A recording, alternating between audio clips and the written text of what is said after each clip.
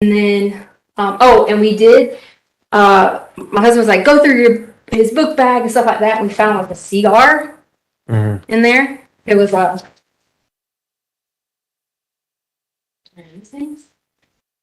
guess a cigar. I don't know.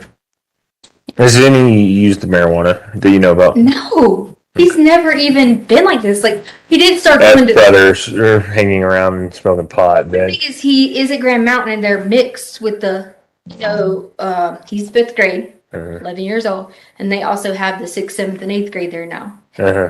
Now, I know the school does a really good job because I work for the school district to separate the kids in the different, like, okay, the 4th, 5th graders, 6th grade, but that doesn't mean they still don't meet each other in Larson Ranch, and that's the thing, because he does go take his bike up to Stingray Park, and is that the name of that little park? Whatever the park is up there. Yeah, I know what you're talking about. And things like that. So it's kind of like pretty much that's what we got. Okay. Did you give our dispatcher the social? My husband has the social. I'm gonna have like a blurry version. I don't know if I can read it, but he was like freaking out, saying, "I can't go find social. I'm upset." He is. So I was like, I apologize once again that we got pulled. I mean, there was something pretty urgent on the definitely. You want to get people that are.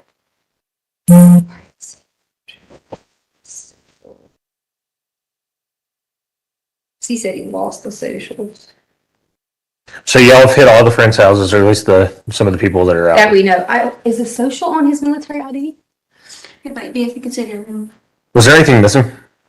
No, there was nothing missing. He just had his game, which he's a huge, like crazy Mario, Sonic. He had that with him, and that's it. I mean, that's all we see missing, because my husband immediately said, "Go look for the guns." And like I immediately went in there, and I couldn't find one, so I was panicking. But you know how you're looking for something, and and so I'm like, oh my God, it's gone. And then I realized, like, okay, it was hid behind some clothes, whatever.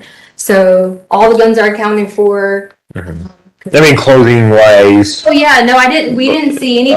Toiletries. Nope.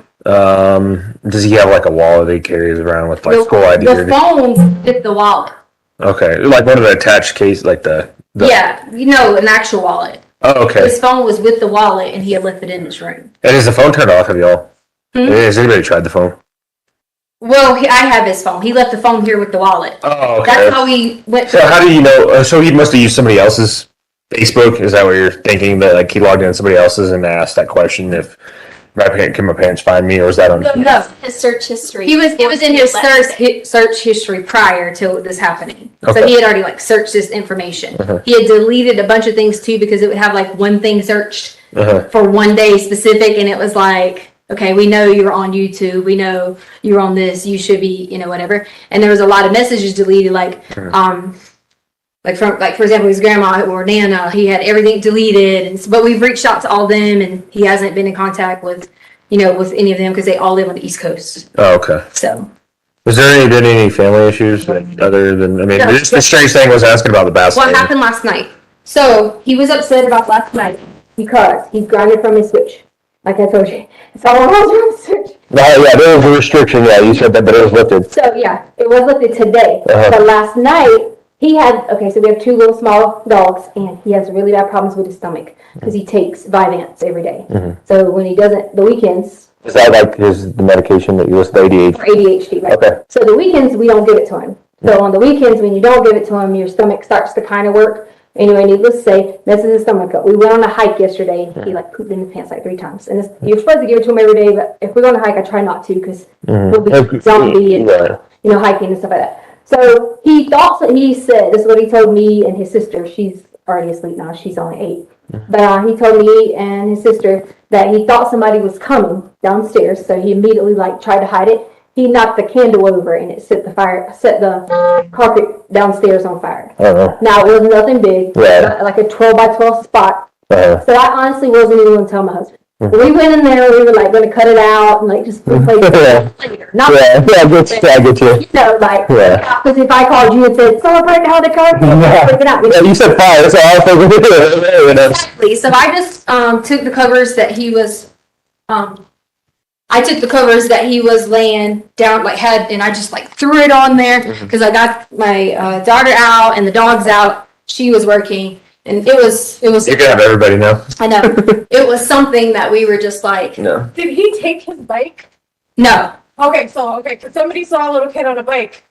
They posted it, but I didn't know if he brought it. Well, he did, unless he took it sooner and brought it back because Lena ends up getting the bike and rides the bike because hers had broke. When she ran into him, I say ran into him as in not physically, but she somehow got his bike because hers wouldn't work. So he could have at So one they were point. here.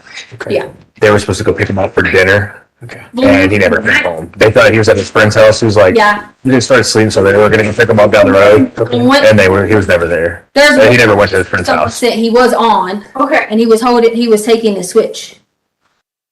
Do you mind if my partner looks around the house real quick? Just Yeah. because kids, they hide. And they Yeah. they can hide for hours. And you'd be surprised. Already checked the the ADT, there's kids here. I say kids here. There's Here. my sister and 2 dogs. In Okay.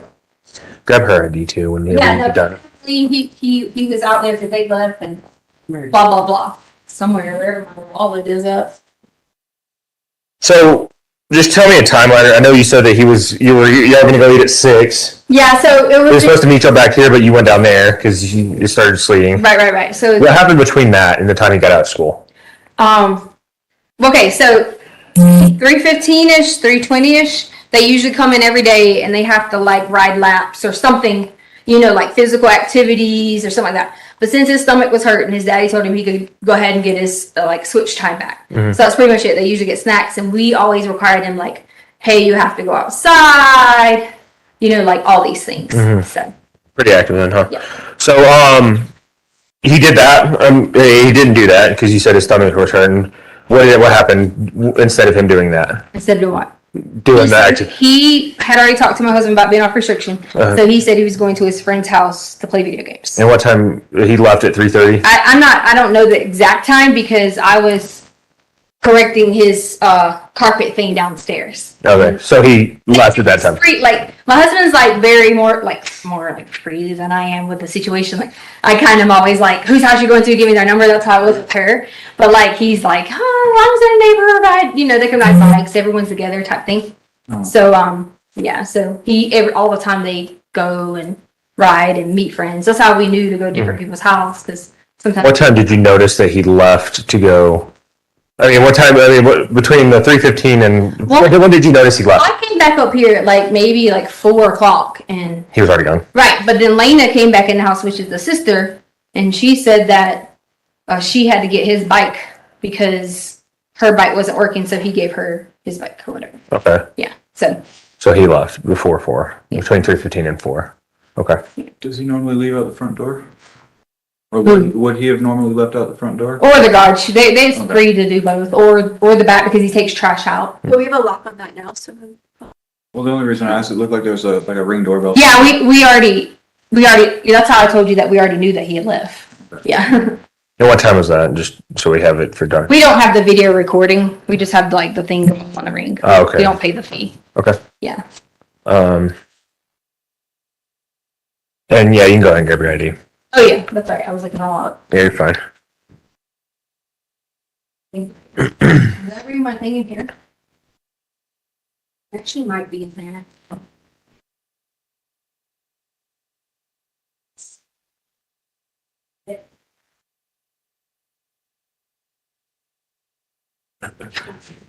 Can you get her? Let me get my wallet. Cute.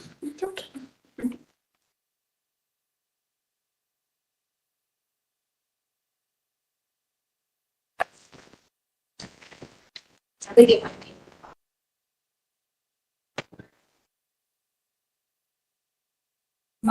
You want my ID? You can just give him your name and date of birth.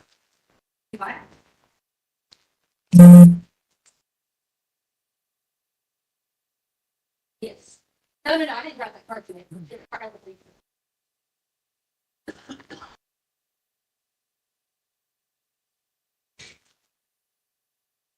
No, this is.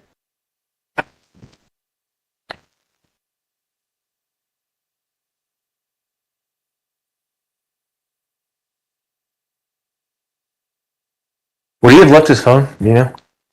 Sorry? Would he normally left his phone here? And does he take it with him often anywhere? It kind of so depends on what we tell him. If Mm. they were to say like, oh yeah, you can take your phone. Mm-hmm. Okay, you can't take it. Does he have service? He does. Is that his phone? Which one? Yeah, this one's his phone. Who's that? His mom. Oh. Yeah, I don't know what she's on. Because she must be happy. It might be in that big pile of. If she's looking for ID, just go grab her name and date of birth. I think it might be, I'm just waiting on him, because it might be in the I center can get your column. name and date of birth. Yeah. It's okay, we can just get your name and date of birth. Oh, okay. So I was like, it might be in the center console. Alright, so Letecia, T-C-I-A. Stauch, T-E-C-I-A. Stauch. And S-T-A-U-C-H. And 8483. Is he gonna be out of Colorado, like your driver's license, or is it another state? Another state, What state is that? South Carolina. South Carolina. Yeah. That's the accent, huh? Yeah, that's the accent. It's the, 8483. yeah, like August 4th, 1983. And then a middle initial or name for out of states. Down here? Is the other dog? Yeah, no, it says no. What's your middle name? I mean, no, it is that. Middle name? It's my maiden name. They-are-D-I-N.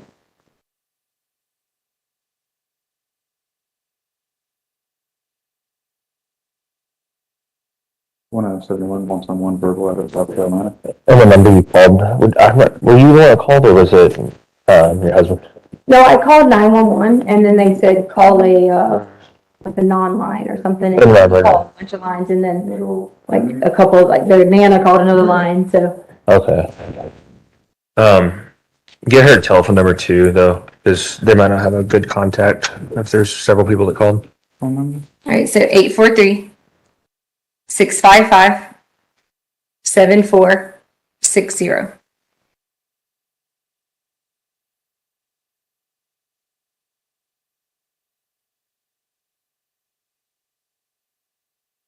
Do you have a picture of him on your phone? Mom. Can you?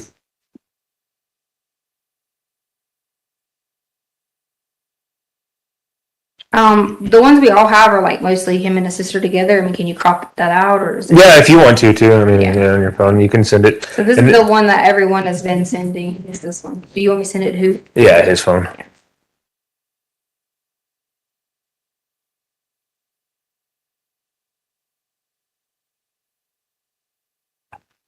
And then go ahead and get that information for the information I sent you on there after you get the picture. All right, what? Stand by. This in? Sure. I just got a new phone number, so Okay. I don't remember what it is. If you wanna, while I do this, try and find the driver's license, or Yeah, they're yeah. not finding you. It's it's LE. If you're running me in, like instead of TECIA, it's LETECIA. Okay. Like Letecia.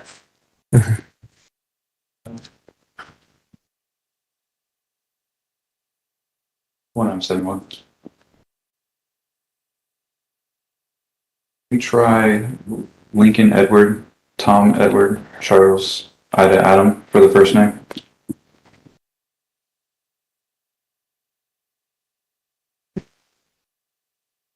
Has anybody's been saying anything on the Facebook post or whatever that people are talking about?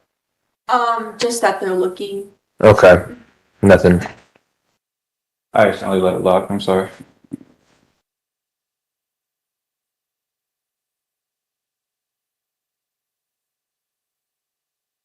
You ready?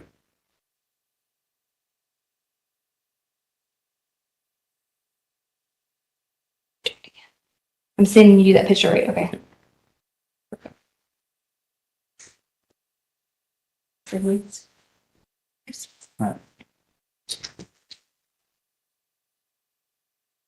Just give them the one. Negative. I have a OLN for you. 719-663. 719. Everyone, it's gonna be 101275370, South Carolina.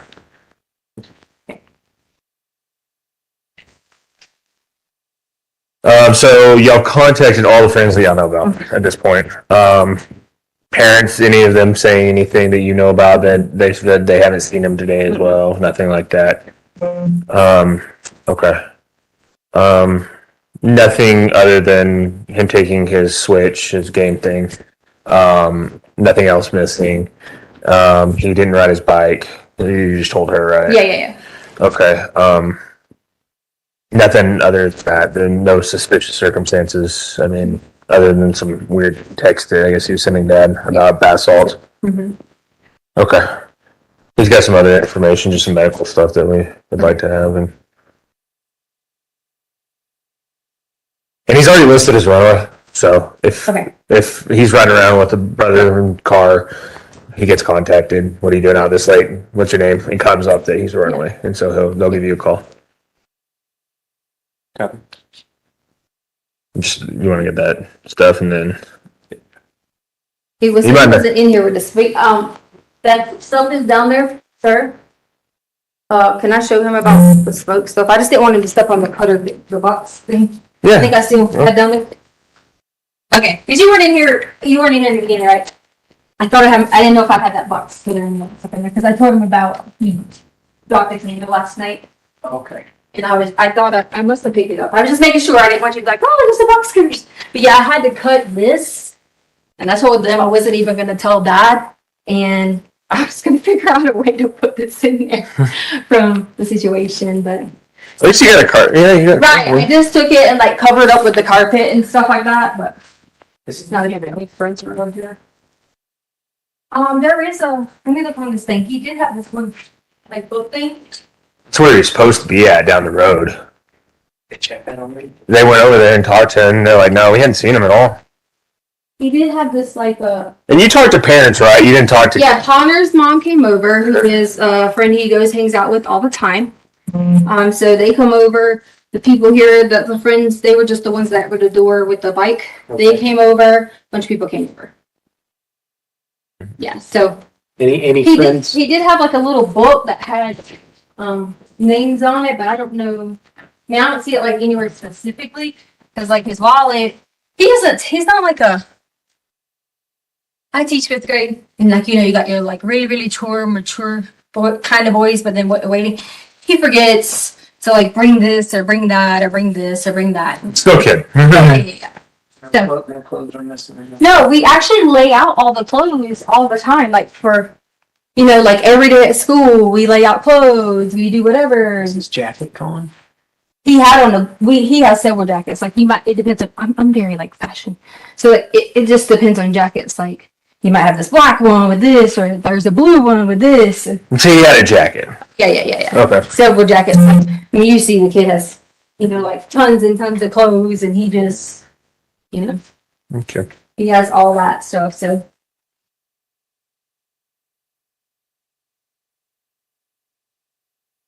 And he took like none of this.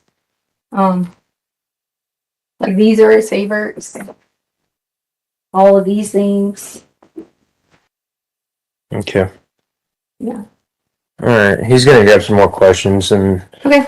How long do you guys live here? Maybe like a year and something now. Yeah. And you have talked to all of his friends' parents in the area? I'm not the person to talk to things. I don't have numbers. I don't say yes. I don't say no. My husband tells me yes or no. So he has all the numbers. There could be some friends that you don't. Right, because I don't know the people like that. And a lot of the time that I was here, I still had a job on the East Coast. So I had to fly back and forth a lot. So I didn't really meet a lot of people, like my husband did. Mm-hmm. And he's like, always want to be the one to talk to everybody about it instead of. Well, how about your husband? Does he talk to these people? Yeah, he's been on the phone with a bunch of them. He's in Oklahoma, Fort Steele right now. Is there anybody he hasn't been able to get a hold of? No, he said he's talked to everyone that he knows of.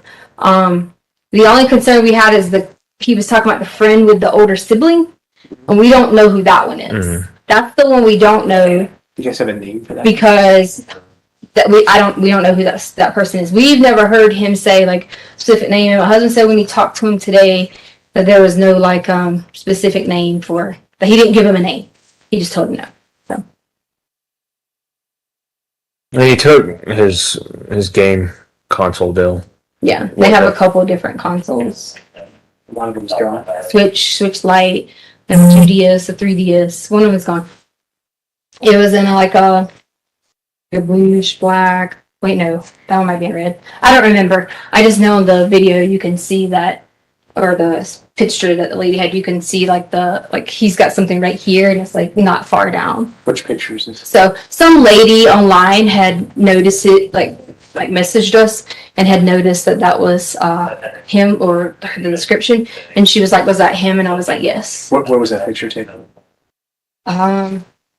No, I honestly have about 150 Facebook messages that I haven't answered people on because you guys showed. Was it local? I mean, was it in this Yes, Lawson it's Ranch? Lawson Ranch. Someone put it on the Lawson Ranch page, and so a lot of people just kept sending messages, information. First, someone said they saw him get in a white SUV. Then someone said they called it on their camera. They were all supposed to be sending this to me, but as I was talking to all these people on Facebook, because my husband gave the neighbor permission to post it, you guys came and I kept having alert slips, and I weren't gonna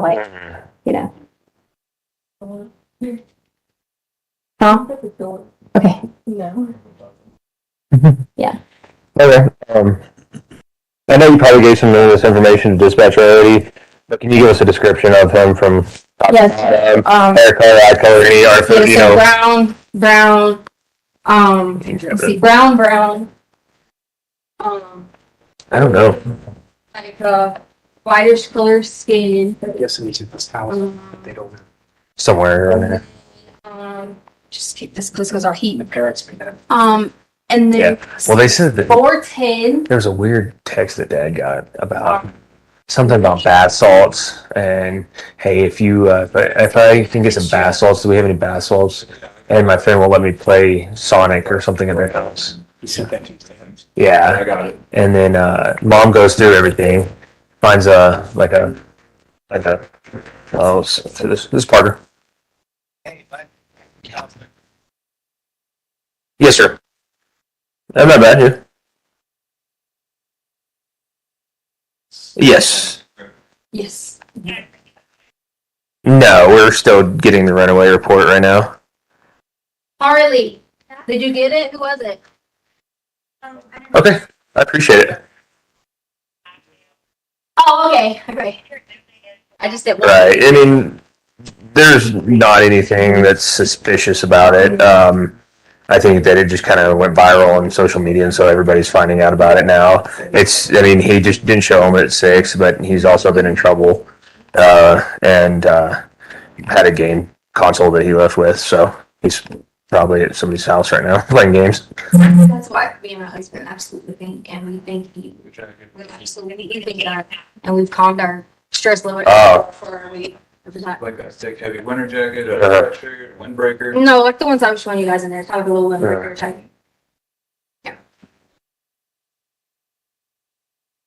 Okay, good to know. So anything to say? Okay, perfect. Yeah, I'm mid, so I'll be on all it. They asked me about tattoos and earrings and all that. Like I'm So, gonna end up. Okay, ask perfect. A whole lot of the same questions that dispatch asked. Oh yeah, Right. yeah. If you hear anything from the school, let us know, please. All right. Oh, bye. There's Don Roy Cat. Yeah, we already talked to a bunch of people at school. Yeah, he's the head of security, so he. Game or something tonight. So that was like one of the things we were thinking if, I guess, they went to like the basketball game or something. He said there was Parks and Rec on, so. Smith. Yeah. What? It was the off duty. No, Oh, okay. just if there's somebody in the neighborhood or something. If that list you go to. If you guys want to call my husband. Yeah, we can do that. We'll follow up because we don't have a little bit more information yet, and lot of the, Okay. he does all that. How long has he been over there stationed He's at not restationed here, he's just at training? Pat Career Course. Okay. Yeah. So they go to a dentist, I think it's like Fountain Dentist maybe, Yeah, we can get on that. on base. We'll give him a call. Yeah. What's this one? Al, A-L, Stauch, S-T-A-U-C-H, Phone number? 843-478-6714. Yes. We'll be back on 3. I'm on 3. And they call it code. We'll give him a call, try to Okay. get some more information. Yeah, I mean, as far as like the medical, dental, you know, like he'll know like all that stuff because he takes them on base. Cool. All right. Well, we'll go give him a call in the car real quick and see if we can get any information that we don't already have. If not, we'll come back and we'll give you a case number for Okay. the runaway and everything. Okay. All right. Thanks. Down here, no. I didn't see him. Okay. We have gas, you know.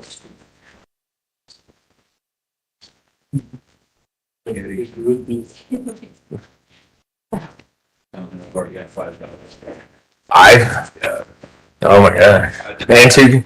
Any choice in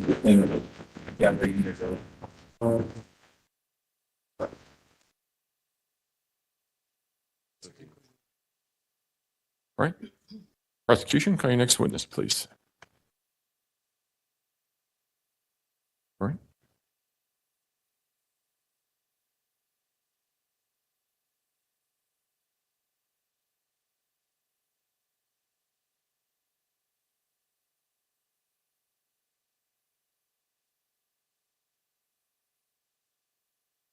Sergeant, if you would step forward and raise your right hand, please, sir.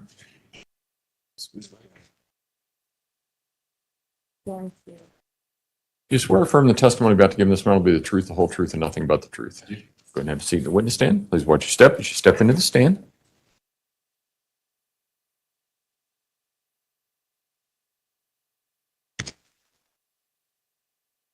Good afternoon, sir. Hi, How are you doing? good, how are you? Good. Will you please state your name for the record? Yeah, it's Christopher Ganstein, Ganstine.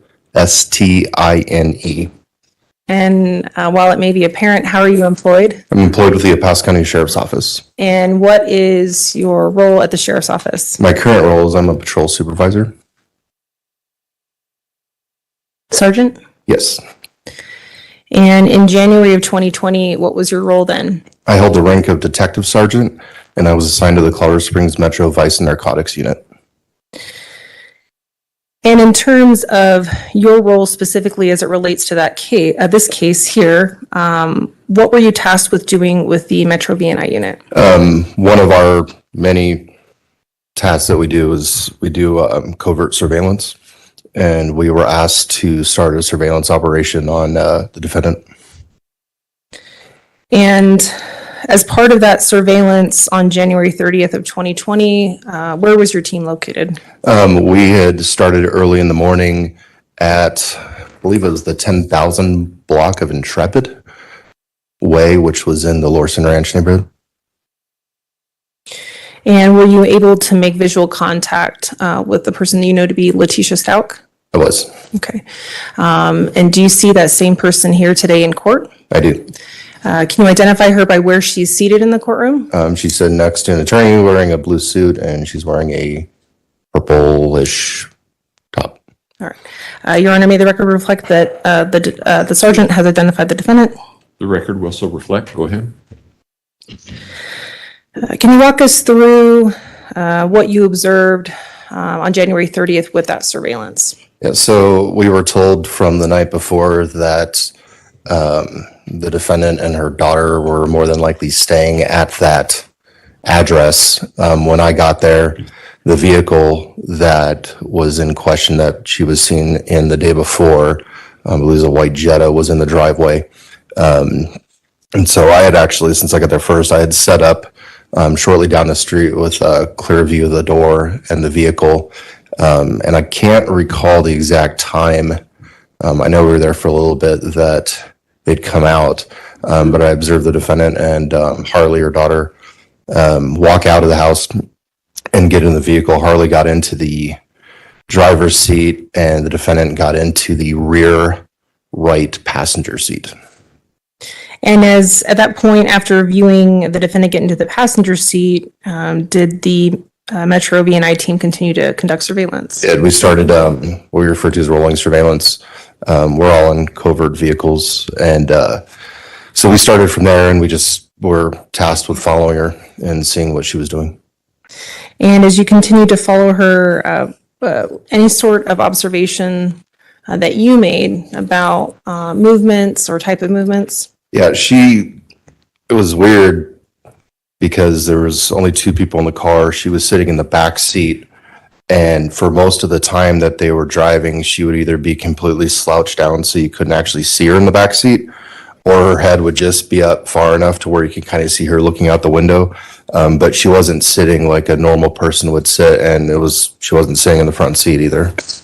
And based on your training experience and what you've done, especially with the Metro BNI unit, how would you describe that type of behavior? That behavior is common when we're following fugitives or following people that are, I don't want to call it surveillance conscious. I guess the term would be people that feel that they may be subject to law enforcement surveillance and are trying to hide themselves from that. Avoid detection? Avoid detection would be a good term. At that point, is there a particular area, and if you could explain why a particular area was chosen in town to make contact with the defendant? We had followed her for about an hour-ish, going to various places. Eventually, she ended up at a parking lot at the intersection of Woodman and Academy. It was the Marshall's clothing store. Harley had parked in the parking lot, and then they had walked inside the store. Shortly after they had walked inside the store, I was notified by Sheriff's Office investigations that they had obtained a warrant for the vehicle that they were driving, and that they'd also obtained an additional warrant for a cell phone that was either in the possession of Harley or her, that they had both been using. And they had asked that we basically come out from cover, from surveillance, and make contact and secure the vehicle, and then secure the phone. Do you have a rough approximation of about what time that would have been that you were given essentially the green light to move forward? I believe it was the early afternoon. And did you create a report in conjunction with your work on this case? I did. And would reviewing that report refresh your recollection as to the time? It would. Your Honor, permission to approach? You may.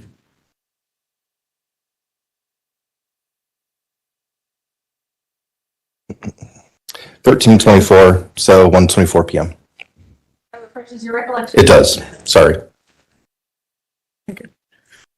So and not everybody thinks in military time, but what is 13:24? That'd be 1:24 p.m. Okay. At that time, can you explain for the jury what you did? So I'd coordinated my team. I'd put some detectives inside the Michaels to maintain surveillance on those two. And then I had created a multi-person team outside. And the plan was that when they had checked out, we would be notified outside that they had. Once they had walked outside, we were going to have two units that have emergency lights just pull up. And we were going to do what we refer to as like a soft contact, just, hey, it's the police. We got to get your phone and we got to do this because we got a warrant.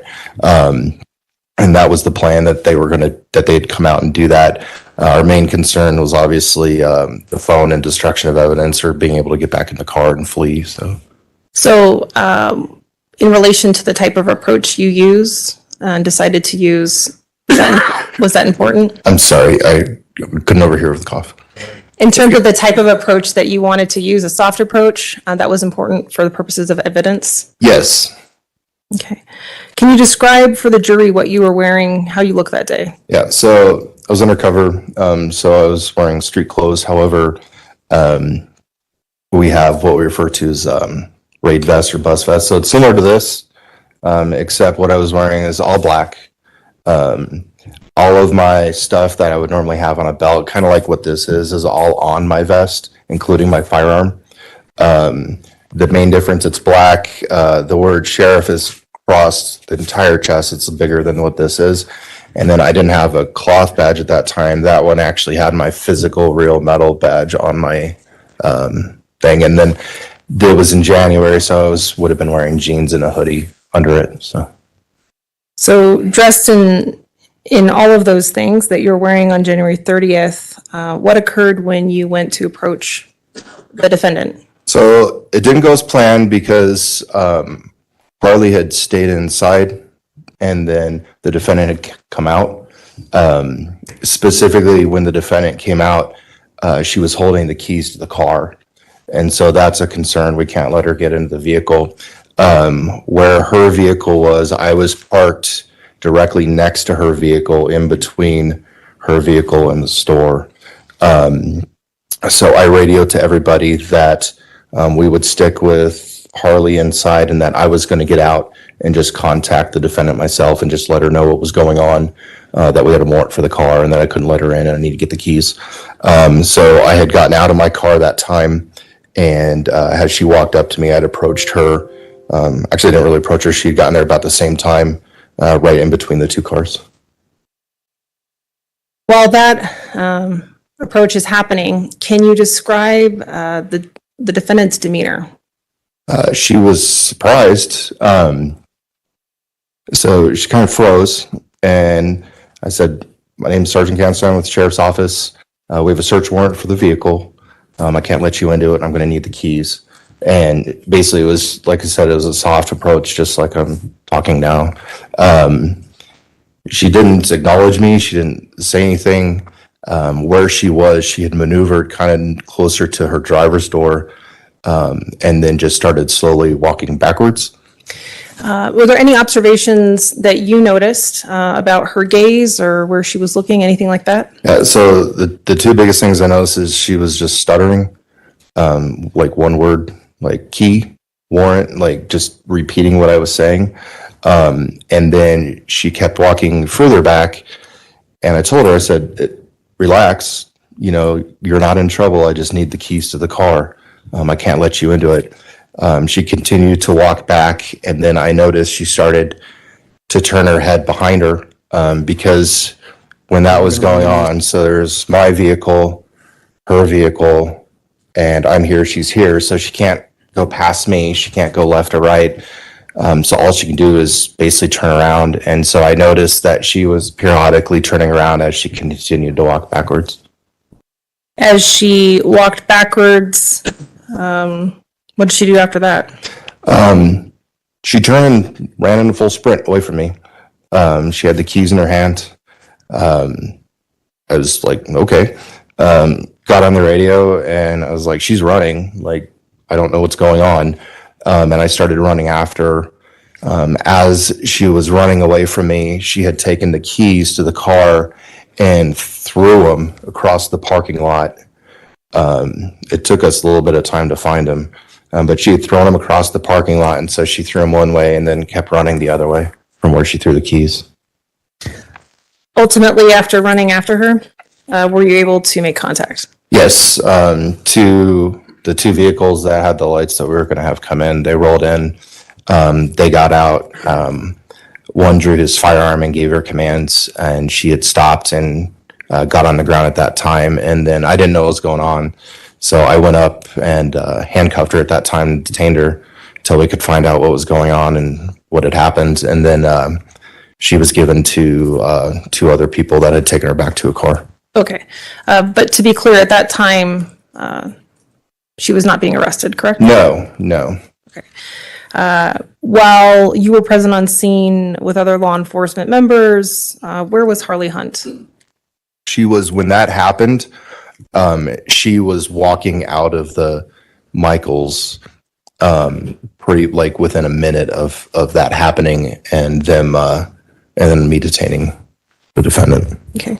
And with specifically as it relates to the approval of the search warrant for a cellular telephone, was that able to be gathered that day? Yes. Initially, Harley was reluctant to give the phone. And so one of the detectives, she had it in her hand. One of the detectives just yanked it right out of her hand, so she couldn't manipulate or do anything with it.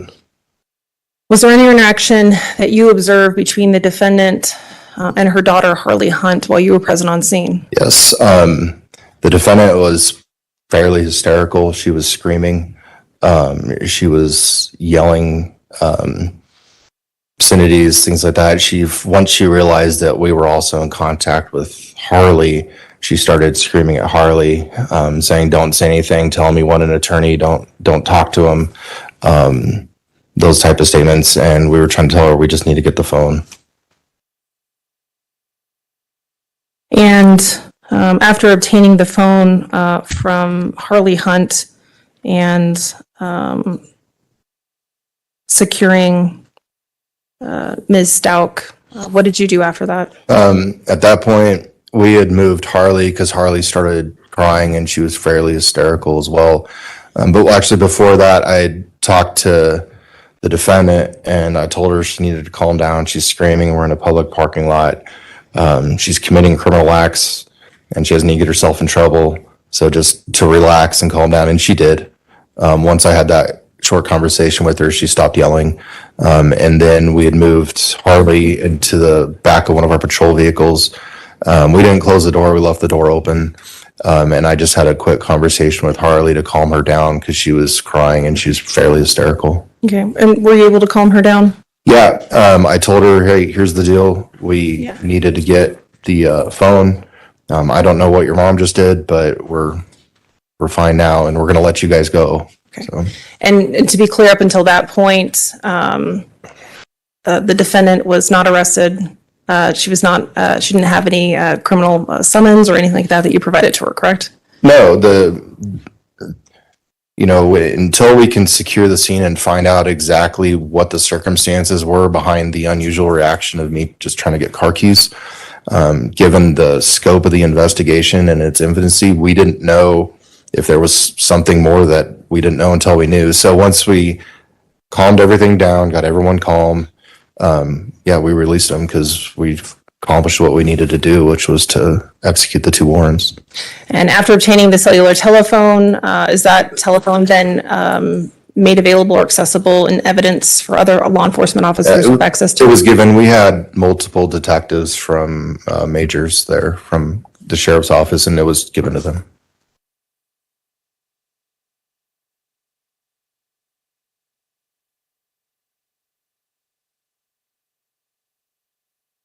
You talked a bit about your training experience and different things that you've observed over your career as a law enforcement officer. As it relates to this specific interaction with the defendant, would you describe whether or not she was suffering a mental crisis, mental disease or defect at that time? So to get in, I've been a deputy for 19 years. I've had a lot of interactions and arrested a lot of people. And in terms of surveillance and a lot of that, when people are surprised by law enforcement, we've heard the term fight or flight. So people have to make 2 decisions when police tell them to do something. Number 1, am I going to do it? And if their answer is yes, we're done. If their answer is no, the second decision they need to make is, well, what am I going to do? Am I going to run or am I going to fight? And so those decisions have to be made. And in this particular interaction, based on the totality of hiding in the vehicle, taking steps to be covert, those are overt acts. Those aren't, subversive acts. And between that and then what we refer to as target glancing, which means when a person wants to run from us, or let's say they have a gun on them or whatever, a lot of times they'll actually look to see, they'll forecast where they're going to run. Because they'll be looking around, they're trying to find what their avenue of escape, and that's what they're going to do. Same thing if they have like a weapon on them, a lot of times they'll be touching it, or if they have a knife, we actually train that we see these things, and I've experienced those things through my 19-year career. So I saw the target glancing, and it was pretty evident when she was backing up and then started turning around that she was going to run, and I think that in my mind, those were conscious decisions that were made. Okay. But specifically as it relates to observing a severe mental disease or defect while you were present on scene observing her, did you observe that? I did not. Pass the witness, Your Honor. Cross-examination. Thank you. Good afternoon, Sergeant Ganstein. My name is Will Cook and I represent Ms. Stauch. I'm going to ask you a few questions. This encounter with Ms. Stauch and Harley Hunt, her daughter, took place on January 30th, 2020. That's correct. Okay. Had you ever seen Ms. Stauch in person before seeing her at this residence where you, I guess, were staking it out or had it under surveillance? I'd seen photos of her. Photos? Okay.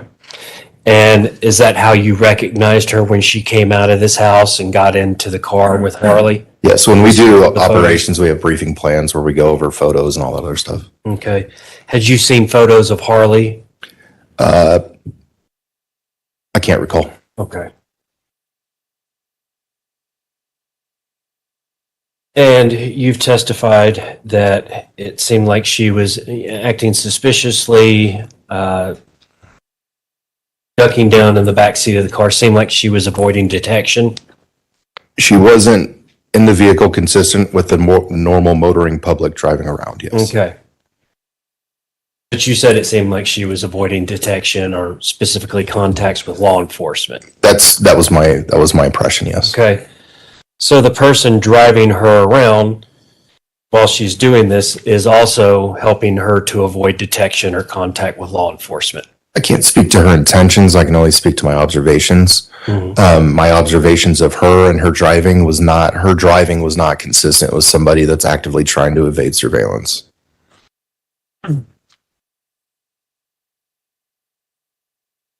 What would evading surveillance be? When we follow individuals, drivers specifically, that feel that they're being followed by law enforcement, there's a number of countermeasures essentially that people will take. They'll make U-turns, run red lights, go down one-way streets, or go down to cul-de-sacs and turn around to see if anybody's following them, randomly pull over. It's in our training, our experience, it's pretty apparent when somebody's doing that, and I didn't see that here.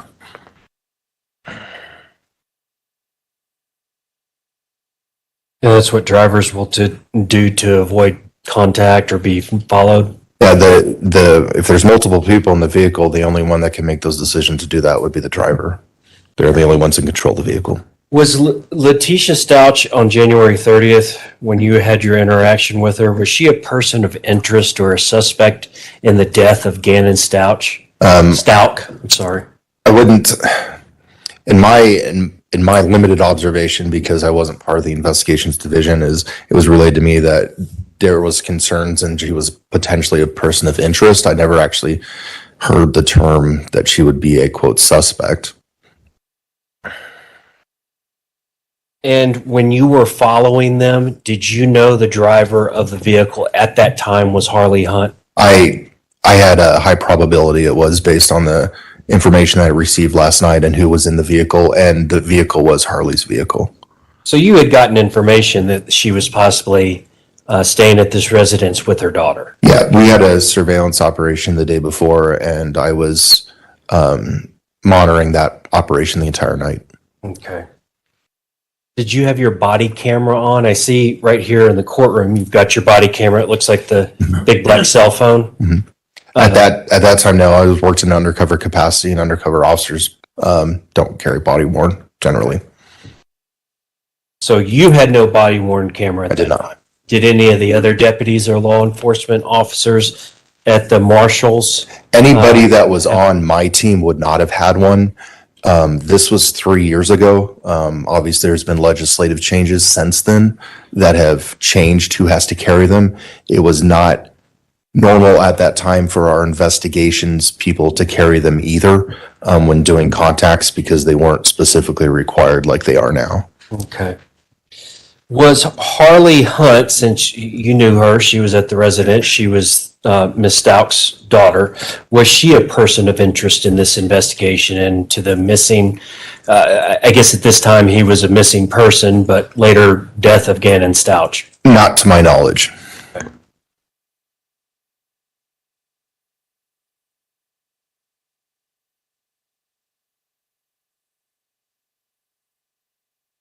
And have you ever been qualified as an expert diagnosing any of the diseases, mental health diseases from the DSM-4 or 5? I've not been qualified as an expert in that, no. Okay. And you've never gone to school for or gotten any sort of degrees in psychology or psychiatry or anything? You've never been called as an expert witness to testify as to that? I've never been called as an expert witness, no. Okay. Just a second, Your Honor. All I have. Thank you, Thank you. Sergeant. Redirect.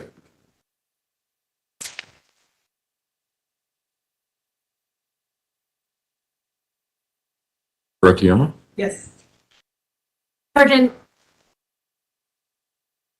As part of a unit conducting surveillance, why would it not be feasible to wear a body worn camera? Well, number one, we're in an undercover capacity. We don't want other people to see. Basically, I don't want anyone to know my detectives and who they are, what they look like, or anything else. Certainly, body worn camera evidence is discoverable, and that could potentially put my detectives' lives in danger that are working significant undercover operations involving criminal. We purposely hide our detectives' identity to the point to where they have different names and everything. In terms of how obvious it would be to have a camera in the center of your chest, would that also be an issue as well? Well, if we were wearing a camera, it would probably burn us, if you want to call it that. I think people would realize we were the police really quickly, and majority of our job is done behind the scenes, and people don't know that we're there. So, No further questions, Your Honor. All right. Do any of the jurors have any questions for Sergeant Gasting? No? All right. Thank you, sir. You may step down. thank you. Prosecution, call your next witness, please. Dr. Leon Kelly. Safe.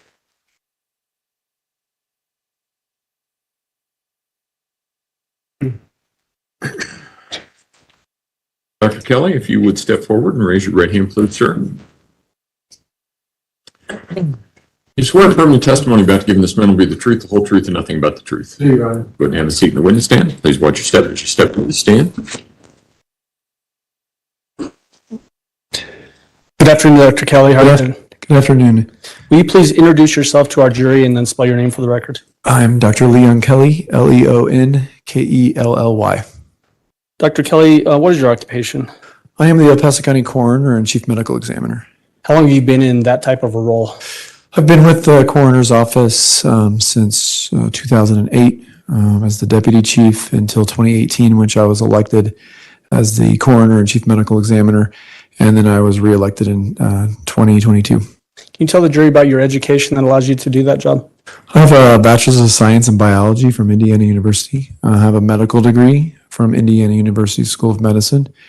Following that, I completed 4 years in training in anatomic and clinical pathology at Penrose St. Francis here in Colorado Springs. And then following that, I completed a 1-year fellowship in forensic pathology at the University of Texas in Dallas.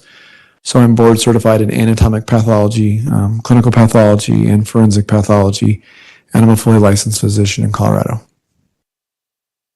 Do you also have certifications? I do. Can you tell the jury about that, please? I'm board certified in anatomic, clinical, and forensic pathology. Any professional memberships? Yes, I'm a member of the National Association of Medical Examiners, the College of American Pathologists, and the American Society of Clinical Pathology. What about publications? Have you published any journals or anything like that as it relates to pathology or any of your job duties? We've published papers, posters as well on various types of deaths in forensic setting. Have you ever testified as a court qualified expert witness? I have. In what areas? Forensic pathology, strangulation, many forensic sciences. What courts have you testified as an expert in?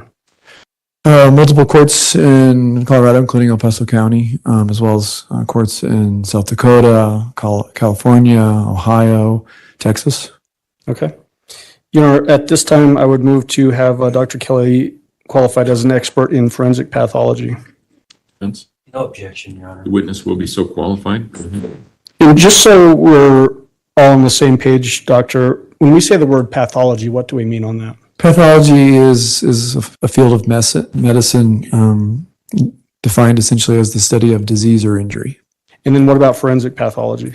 Forensic pathology is a subset of pathology that deals specifically with deaths that occur in individuals suddenly, unexpectedly, or of anything non-natural. And so it's a field focused specifically on determining cause and manner of death in individuals who've died under those suspicious or injurious circumstances. Doctor, back in January of 2020, what was your role then as far as, I guess just what was your role back then? January 2020, I was the elected coroner and chief medical examiner for El Paso County. Did you get involved in the criminal investigation of the Gannon Stauch murder? I did. Can you tell the jury how that happened, how you got involved in that? There were human remains discovered in Florida. There was a tentative identification as to who that individual was, but not a positive scientific identification. To date, when I became involved, they weren't yet able to definitively identify the individual as Gannon Stauch. And so I was contacted by our local district attorney's office and asked if I could help identify him. And so the medical examiner's office there in Florida had yet to be able to accomplish that. And I've had good luck and experience in identifying individuals who had been deceased for a long time. So I said, yes, let's bring the remains, or at least portion of the remains, to El Paso County, and we will do our best to identify him. What were complicating factors leading to this difficulty that you just described to get a DNA confirmation? The remains had advanced decomposition, so the body had begun to break down. To make scientific identification, generally we talk about two things. Dental, which is you look at the teeth, you x-ray them, and then you have to have radiographs or x-rays from that individual that you think it is at a dentist that they went to when they were alive. The other way to identify individuals is through DNA.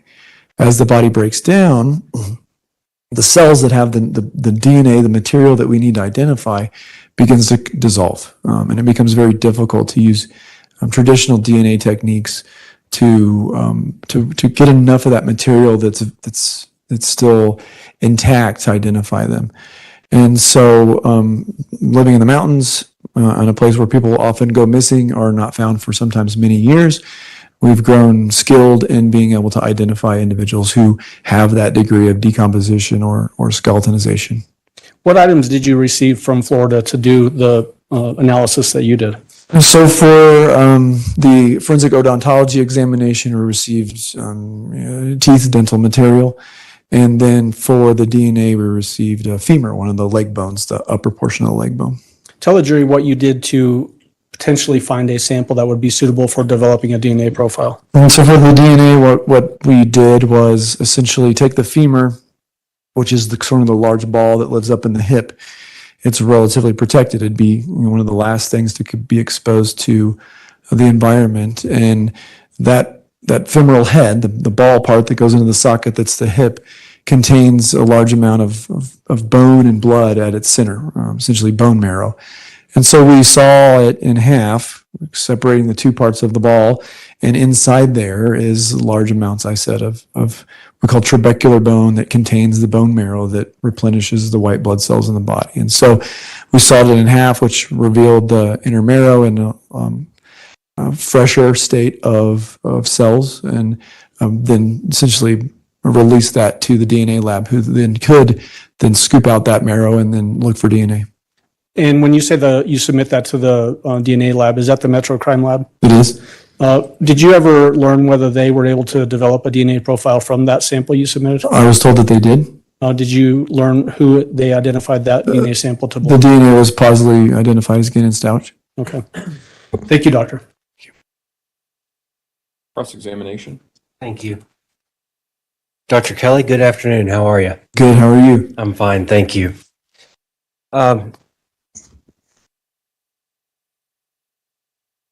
When You do autopsies. You've done hundreds of them, if not thousands of them over your career, correct? Correct. Okay. When you have a human body that is deceased, it will start smelling. For lack of a better term, it'll start emitting a bad smell, putrid smell, whatever you want to call it. But that's one of the hallmarks of death is a bad smell.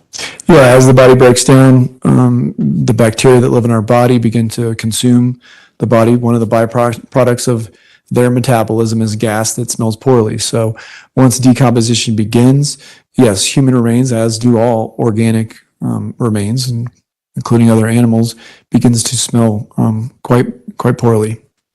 How, and I know it depends on temperature, humidity, and a lot of other factors, but if you could just discuss when a person dies, a human being dies, how long does it take for this poor smell to begin? So the breakdown of the body after death is driven almost entirely by temperature. Humans are like any other organism that dies. If you have a steak and you put it in your fridge or your freezer, it'll last for weeks, months, many years without smelling. You leave that same steak out on a hot day in the front of your house in the sun, and it'll start stinking within a couple hours. Humans are no different. And so given normal temperatures, let's say 70 degrees inside a home, usually decomposition begins between about 24 and 48 hours. Usually by about 3 to 5 days, the body is sort of well into a decomposition and the smell is quite obvious and strong.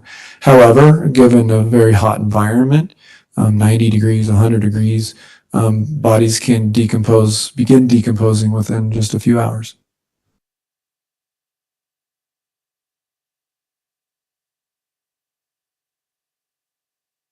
So inside a home or a building, 70 degrees, climate controlled, or perhaps in a vehicle that's climate controlled at 70 degrees, you're looking at 3 to 5 days before it could really start smelling poorly? That's correct. Okay. And when you say start smelling poorly, somebody else in a closed vehicle or in a home, or they would be able to smell it. It would be very apparent. It would, yes. Okay. Would it be overpowering? You're probably talking to the wrong guy for that. It's kind of my everyday. You have a high tolerance for poor smells? Be careful what you get good at. Yes, I do. But yes, generally someone who's not used to dealing with that smell every day, it's tough. It's tough to deal with. It's essentially overpowering. Yes. Okay. So a normal human being, it would be overpowering. That's correct. All right. I think that's all I have, Doctor. Thank you. Redirect. Thank you,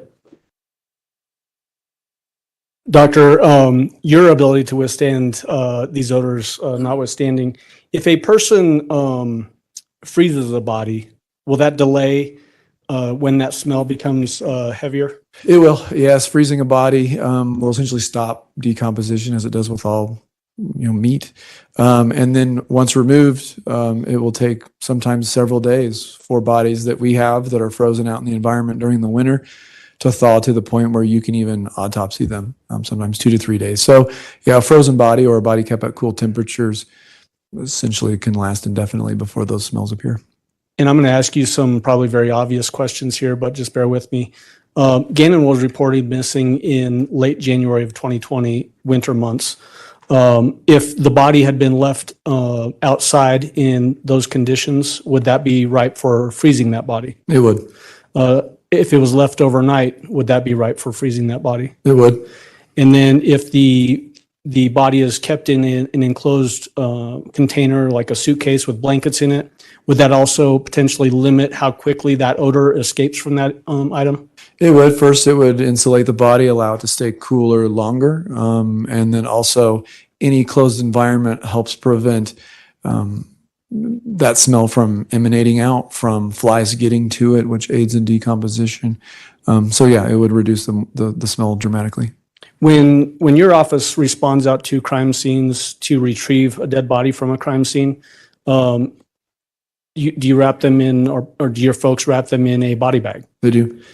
Is that to contain fluids and those sorts of things and even potentially smell? Evidence, fluid, smells, yes. Okay. That's all I have. Thank you. Do any of the jurors have any questions for Dr. Kelly? Looks like we have one. Just pass it forward. And Mr. Allen, if you would retrieve that counsel approach, please.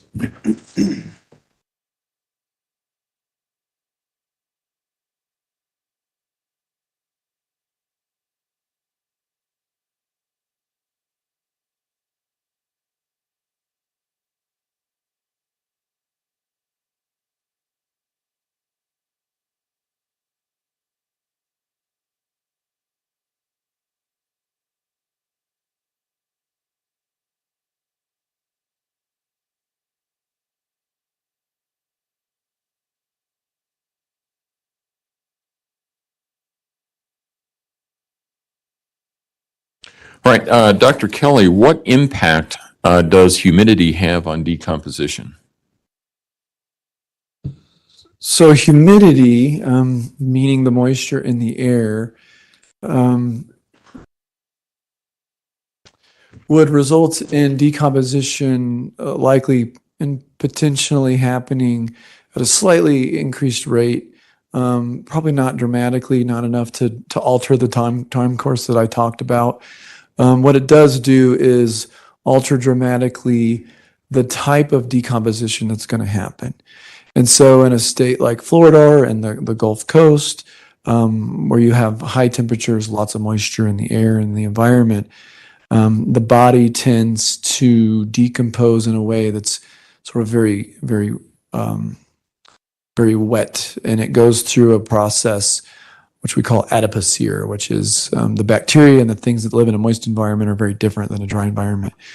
And so those bodies do tend to smell even worse, if you can imagine, than other conditions. Here in the West, where we live, bodies go through a different state. They start out juicy and wet initially because there's fluid in the body, but then it relatively quickly turns towards a mummification, which is a drying out, a leathering of the body, which does tend to keep the smell down quite a bit. The first, few weeks of the decomposition, there's not going to be a measurable difference. It's really after that point where they'll go these two different directions. I will allow reasonable follow-up as to that question only. Mr. Allen? Only for purposes of our record, can you spell adipocere for the court reporter? Yes, adipocere is ADIPOCERE. All right. Got it. All right. Mr. Cook? I don't have anything else. All right. Thank you, Dr. Kelly. You may Thank you, Your Honor. watch your step. Prosecution, call your next witness, please.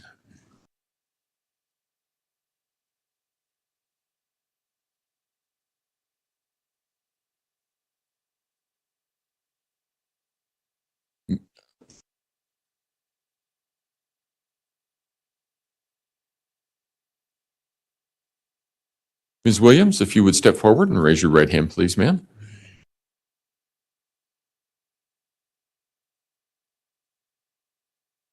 You swear affirm the testimony about to give in this matter will be the truth, the whole truth, and nothing but the truth. I do. Go ahead and have a seat in the witness stand. Please watch your step as you step into the stand.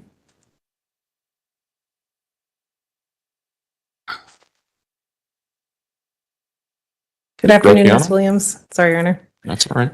Would you state your name for the record? Yes, my name is Marissa Williams.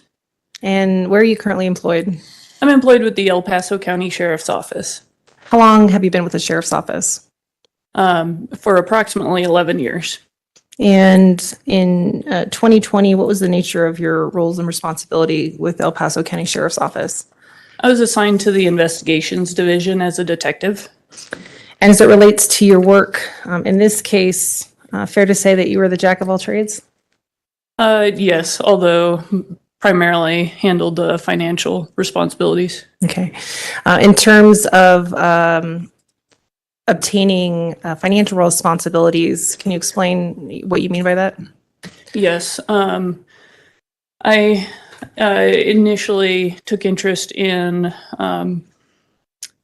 tracking the financial records of the Stauches to determine what type of activity they had been taking part in during the time that Gannon went missing. And so as part of that, would you have been involved in applications for search warrants, things like that? That's correct. Did you also have observations of other law enforcement officers collecting evidence, for example? Yes, ma'am. There were other officers and investigators, both with the DA's office and the FBI, assisting the El Paso County Sheriff's Office in collecting the type of records I was collecting as well. Okay.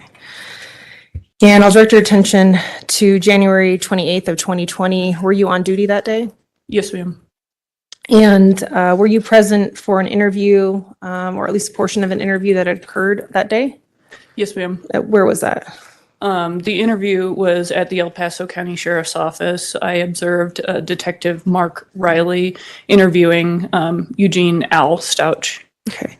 And for other interviews that may have been conducted with Letecia Stauch, were you present for any of those? I was present, but I did not observe the full interviews. Okay. I will direct your attention to observations of Letecia Stauch. Did you see her in person? Yes, I did meet her in person. Okay. And is there a particular date you recall seeing her in person? Yes, it was Wednesday, January 29th at the El Paso County Sheriff's Office. Okay. And on that date, can you generally describe her demeanor? How would you describe her demeanor? She was evasive with questions. She was, I would say, upset, but not in the same way that you would expect with a parent that's missing a child. Speculation. I'll sustain the objection on the different grounds. I think she needs to lay a little bit more foundation as to her experience regarding contacts with parents of missing children. And again, the degree that she's going to be basing it on observation or opinion on her work experience, I'm objecting under Stewart. All right, and under People versus Froehler, 373 Pacific 3rd, 672 Colorado Appellate 2015, I don't think that the Stewart standard regarding accident reconstructionist applies. This doesn't involve specialized training. This does involve her experience regarding contacts with other individuals who may have been similarly situated. The objection is overruled. In terms of your experience in law enforcement over the years, have you had contact with a variety of suspects, a person of interest, that sort of thing? Yes, I have, probably hundreds. Have you been exposed to parents of missing children as well? Yes, Parents of runaways? yes. And in terms of your training experience, specifically as it relates to being around parents of missing children, how would you describe the defendant's demeanor on January 29th of 2020? My experience with parents of missing children or runaways comes from having worked on patrol during the years of 2014 through 2018. And most parents are primarily concerned with doing something to track down their child, such as contacting friends, going out and searching for their child, or providing any type of evidence that would assist law enforcement in doing the same. But Ms. Stauch, on the other hand, was bothered by the fact that she had to come in and talk with law enforcement, and was more concerned about her well-being than her missing sons. In terms of being present on scene, and again, based on your training experience as it relates to your role as a detective, but also as on patrol, did it appear to you at that time that she was experiencing a severe mental disease, defect, or crisis? And I'm going to object to this testimony in general as to these officers that they lack the proper foundation with this. I'm going to specifically refer the court to People v. Medina, Colorado Supreme Court, 521 P2D 1257, Colorado Supreme Court, 1974. Right. Ms. Gratiano? Your Honor, for the reasons that we've had prior law enforcement officers explain their training experience and their observations while on patrol or other investigations, she's laid sufficient foundation to testify to that answer. And Your Honor, Right. Medina specifically deals with law enforcement officers and says that the limited interaction they've had is not sufficient for any opinion regarding them. All right. Any further record? All right, ladies and gentlemen, here's what's going on. This officer cannot testify about whether or not someone has a mental disease or defect in the form or in the same fashion that a psychiatrist would be able to testify as to whether or not somebody has a mental disease or defect.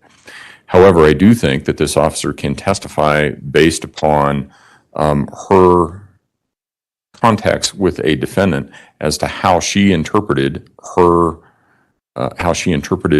defendant's mental status. I think that's a common issue that we all deal with. Some people are, when we talk with somebody, we all understand that someone may be under some stress, someone may be acting differently, those sorts of things. I think that this officer can testify about that. However, this officer cannot testify about whether or not she has a specific mental defect or disease, and it will go to weight, not admissibility. Ms. Gratian. In terms of understanding conversations that were occurring that day, how would you describe how the defendant answered questions? I think she answered questions competently. She understood the questions that were being asked. There was no indication that she did not understand the questions or failed to understand language that was being spoken. At any point, did she refer to herself or address anyone by a different name, referring to herself? Not that I recall.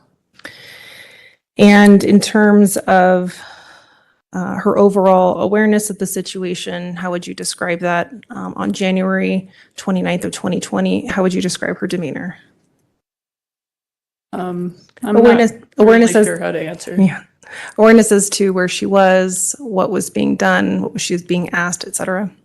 I think she fully understood the gravity of the situation because the El Paso County Sheriff's Office had asked her many times to come in for an interview and to assist in providing some evidence about the location of her stepson's whereabouts. In terms of other documents that you assisted in retrieving from other law enforcement members, were you part of retrieving rental agreement from Avis Rental? Does that sound familiar to you? Yes, ma'am, it does. Okay, and who did you assist in that process, if you did? No, I was the one who collected the Avis budget rental records in March, on March 20th, I believe. Your Honor, permission to approach the witness with what has been marked as People's Exhibit 232. You may, go ahead.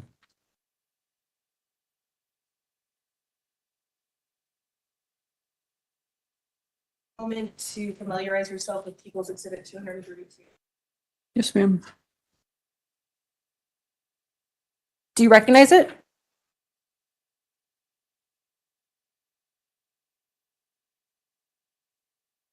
Yes, ma'am. This is a different rental record than the one that I had referred to as collecting in March. Okay. And when you talk about, you testified as to having contact with Avis, who in particular did you have contact with at Avis? Would have been a manager or somebody at the counter? I don't recall the name of the person for this particular record. I recall for the other one, but not for this one. Okay. May I refer to my report? You can, if that would refresh your recollection. Yes, ma'am.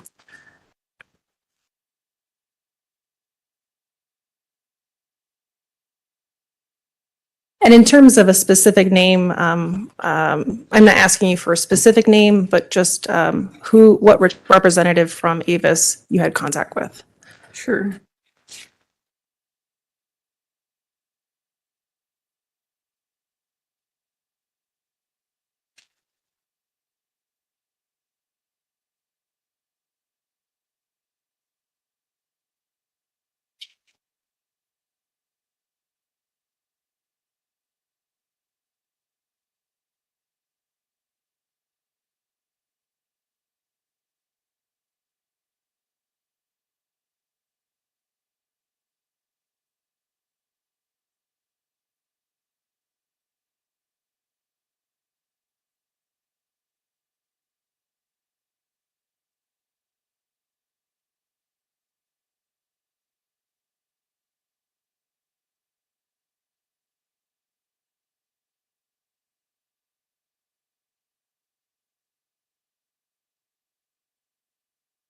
And it may be helpful just to explain to the jury just the general process of retrieving, for example, a document from a business. How do you go about doing that? That just might be helpful to start.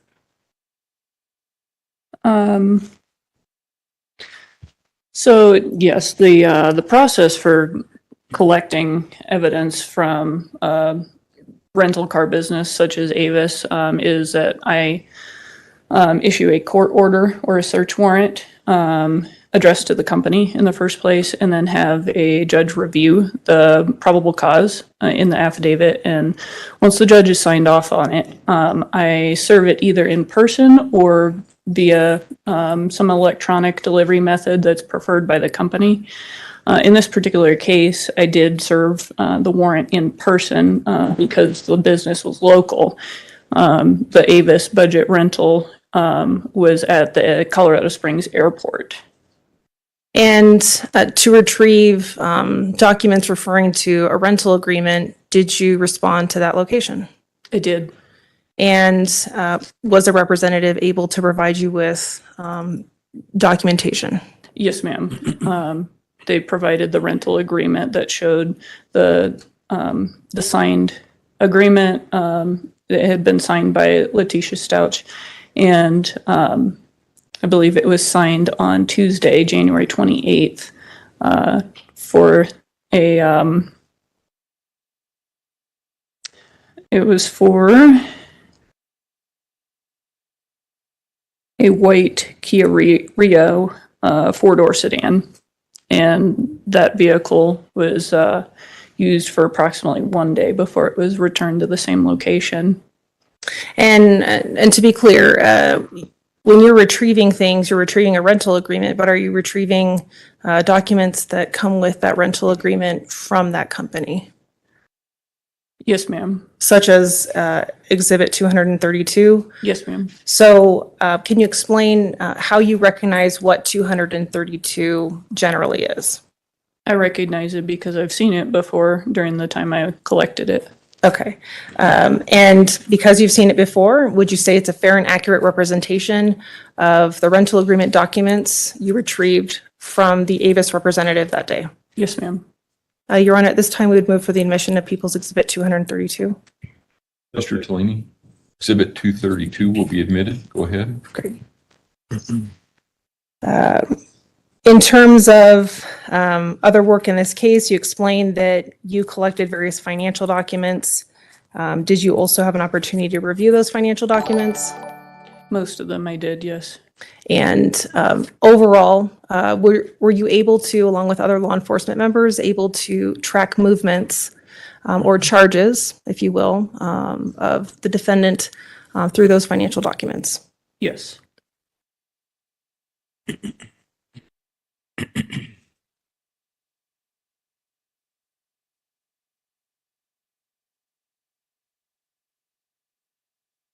Your Honor, we'll pass the witness. Cross-examination. Do any of the jurors have any questions for Detective Williams? No? Well, hold on. Your Honor, I'm sorry. Are we passing or not passing? Your Honor, just pursuant to the stipulations that we've already put on the record, Yes. that have to deal with USAA records and American Express records, we've already asked for that stipulation to be put on the record. And it has been, and I assume that this relates to some of that. Yes, Your Honor. Okay. All right. Do any of the jurors have any questions for Detective Williams? No? All right. Thank you, ma'am. You may step down. And Your Honor, for the purposes of the record, we are admitting People's Exhibit 231, which relates to that stipulation. Okay. Are you doing that just as part of are you going to have a witness with that, or are you just admitting the exhibit? We're just admitting the exhibit. Okay. Ladies and gentlemen of the jury, what we're talking about here is that the parties have reached stipulations regarding various different exhibits. And one of the exhibits is Exhibit 231, right? Exhibit 231, which is referred to as a disc of American Express records. There won't be a witness with that. It will just be records that will be admitted as an exhibit for you to consider that has records from American Express. The parties have admitted or have agreed that the exhibit can be admitted without further evidentiary foundation or testimony. So Exhibit 231 is admitted. Prosecution, call your next witness. Okay.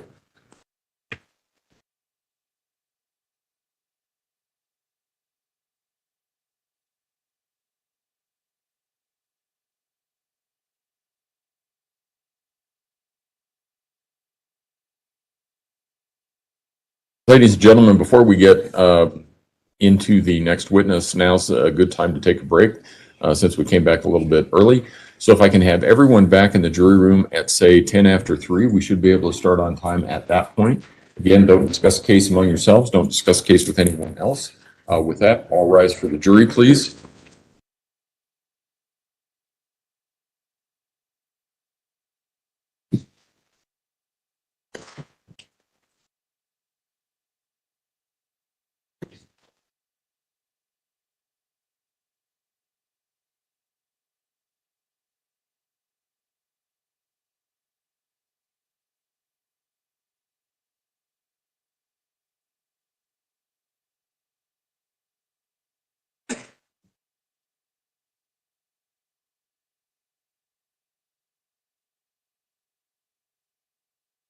Thank you. You may all be seated. Record should reflect the jury has left the courtroom. Is there anything else we need to take up at this point? No, Your Honor. No? Okay. All right. Court will be in recess until 3:10. Thank you. Okay, so what, Jerry, I said when the first time he asked that, I was like, is that even legal? Like, how can they do that? But what it is it seems like we don't hear the questions that the jury is asked. He collects the questions, like, because I know on one of the, I forgot which, I was going to say suspect. I forgot which witness it was, but he said, do you guys have any questions for the jury? And a bunch of them said, or one of them said, I guess we have a bunch. And he said, oh, you have a bunch of questions. So I thought we were going to hear them, but we don't. So I don't know if they write it down, the judge collects it, and then they give it to the jury on break, and then the jury, like, answers them via mail. I don't know. But, I mean, the witness answers them, like, by letter. But we don't hear any of the questions the jury asks. So I guess that part's not public. Oh, I gotta update my little box. Hold on.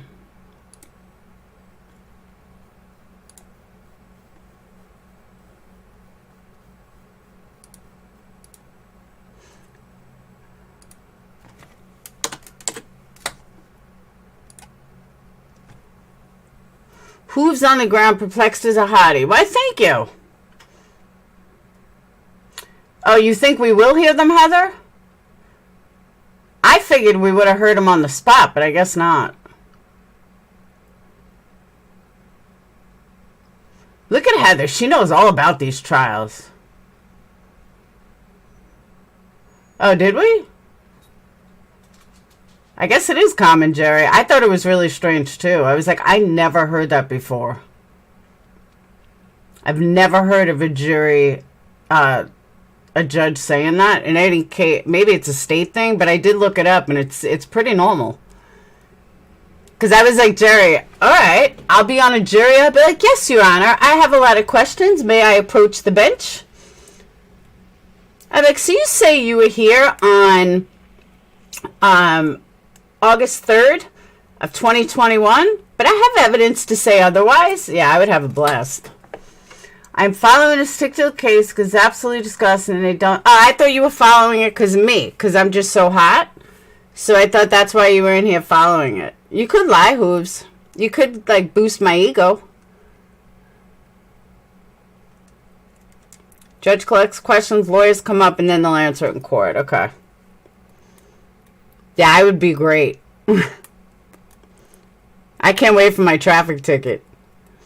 But you are the ice. Ah, thank you, Hooves. Now that's the way to butter me up. There you go. That's how you butter me up. I mean, if you're going to come in here trolling, at least make it, make it sound good. Oh, we do hear them? I don't ever remember hearing it.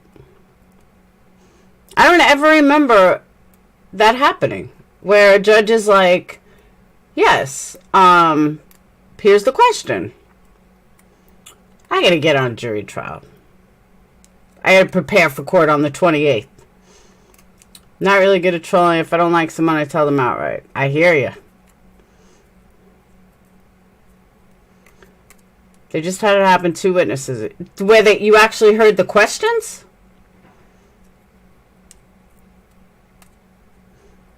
Because one of the witnesses, you didn't hear it. The judge said, do you have questions? They said, oh, you have a few. But then they went right to the next witness. So I'm like, well, I guess we don't hear them. But I've gotten a lot done. I'm starting to feel like Queen Bee. They ask how humidity decomposes the body. All right, I missed it. I was busy. So Dayton still wants to go camping tomorrow. It's like the coldest fucking weekend ever. It's rainy. It's gross. But he still wants to go. Because he's coming back to the stand. Oh. I doubt she's going to testify. Highly doubt it. But you never know.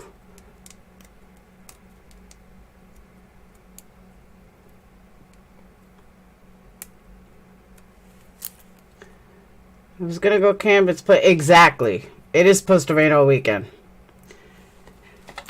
But Dayton still wants to go. I was like, leave it to Brad for it to be the worst weekend that we've had. And that's typical. I should have expected that. We're not going to have a beautiful Saturday afternoon. It's going to be freezing. How do you preview a nuts? Well, you can. She did sound kind of nuts.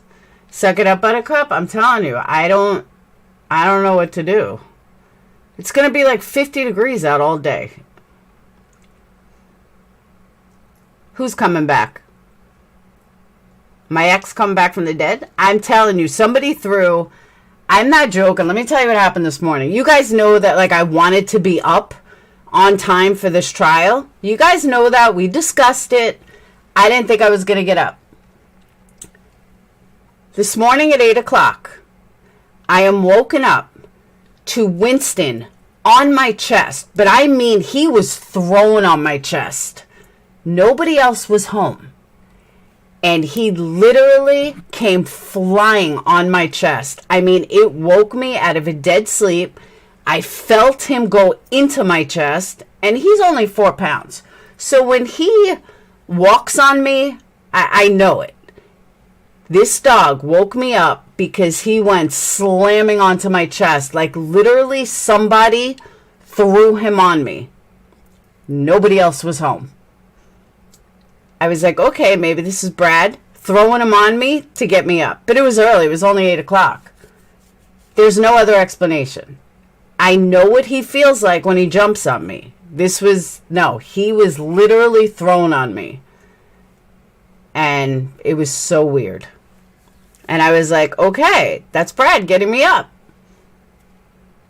I can't think of any other reason. This dog has jumped on me 1,000 times. So I know what he feels like when he just doesn't realize that I'm a person and he thinks I'm a pillow.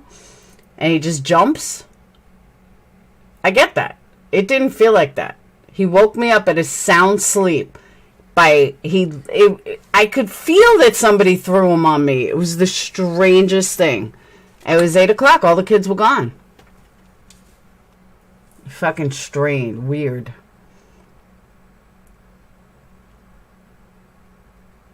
And I woke up like, who the hell just threw Winston on me? And then I looked and nobody was home. Had to be. I can't think of anyone else it would be. Checked the house. No one was home. And I wasn't dreaming it. Like, I was woken up out of a dead sleep by someone. I mean, my stomach still hurts. And Brad hated Winston. Hated him. He liked Buka, but he hated Winston. So I don't doubt he threw him on me. I'm telling you, it was weird.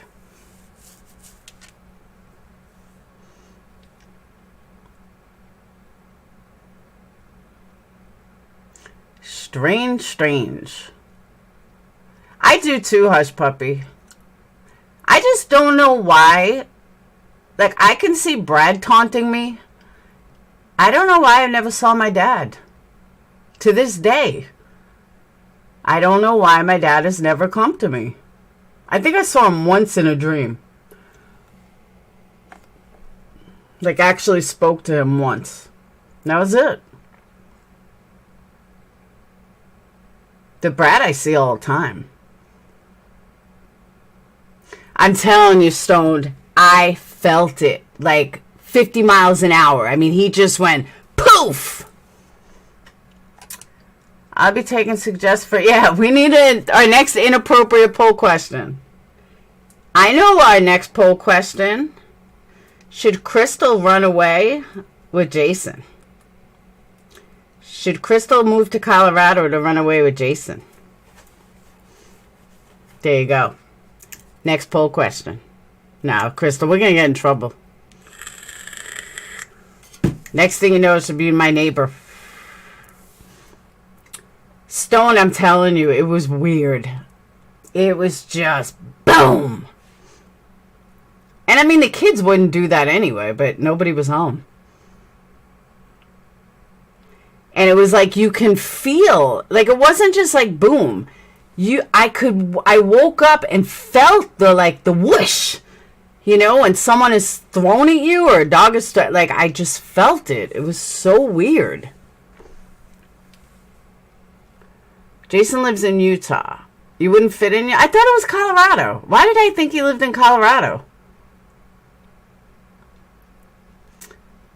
And make a joke about what someone else said about us, but it's against TOS. Oh, and thank you to whoever gave me the warning about the porn. I want to thank you for that. Because at first I thought you were kidding. I mean, I deleted the video anyway, but...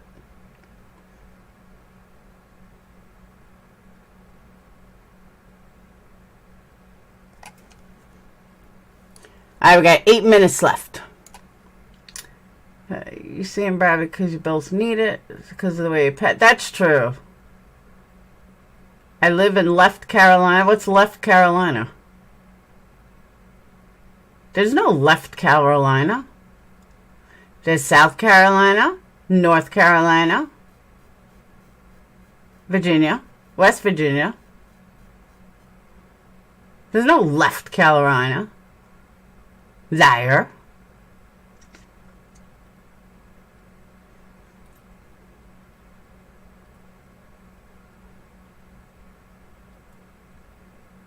I feel like he's haunting me, Hush. Vague for anonymity? Ah, you got it. But you live in either North or South Carolina. To the west. I'll go with that, Hooves. That works. And it's raining by you too?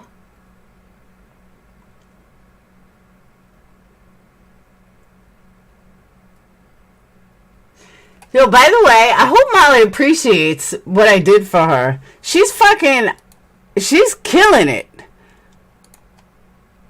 She's got almost 900 followers on Kick already. Oh, she's probably almost at the 5-hour mark. Let's see. 2, 3. Yeah, she's probably right. She's probably at the 5-hour mark, if not really close.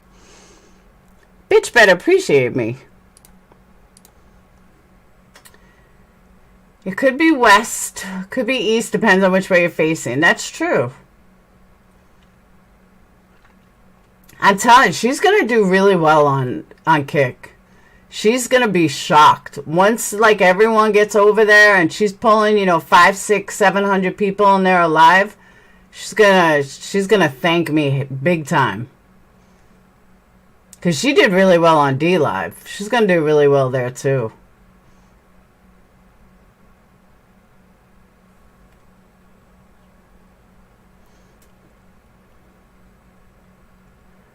Hush, we definitely have unresolved issues. I'm still mad at him, which I need to get over. I'm 6'1", tall, blonde man of mystery. No blonde man is mystery. Blondes are just not mysterious. But 6'1" is good. Oh, is that what you were talking about? I didn't know what you were talking about.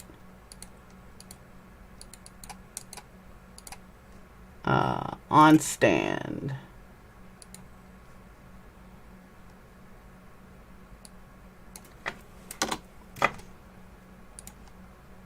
Hey, Barbara. Is making wavy jazz hands with my fingers going, ooh, when I said it. Okay, Hooves.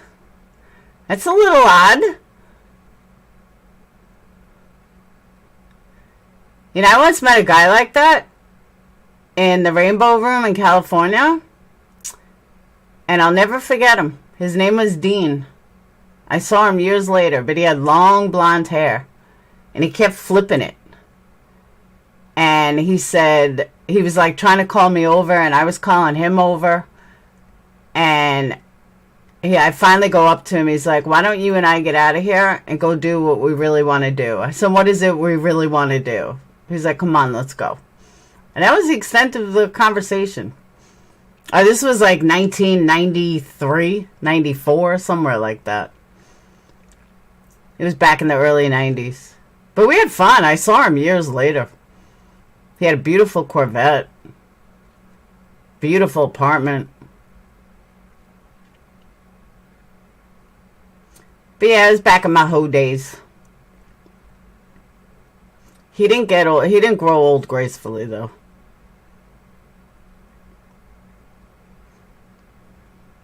Dude, I saw him in Vegas years later. I'm talking probably 10 years later. Somebody introduced me to him, and I was like, I know you. He's like, I know you too. It was the same guy. Had a Corvette. I hate suspension rides, so I got rid of it. My son wants a Corvette.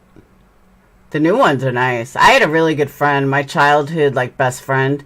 He loved vets. He was supposed to buy me one, then he died a couple of years ago. Every time I see a Corvette, I think of him. Now, I'm telling you, Gator, I couldn't believe I ran into him years later. Oh, chat's finally working. It took a while. El Conquistador? Somehow I don't think that's your name, but I know it's for anonymity. I think we both recognized each other. It was one of those, I know you. It was very weird. I don't think it was a full 10. When was I in Vegas? 2000. All right, I was in Vegas 2003. 2000, 2001, 2002, 2003. So somewhere between 1990 and 1993 was when I met him. And I must have seen him around 1999, 2000, somewhere around there.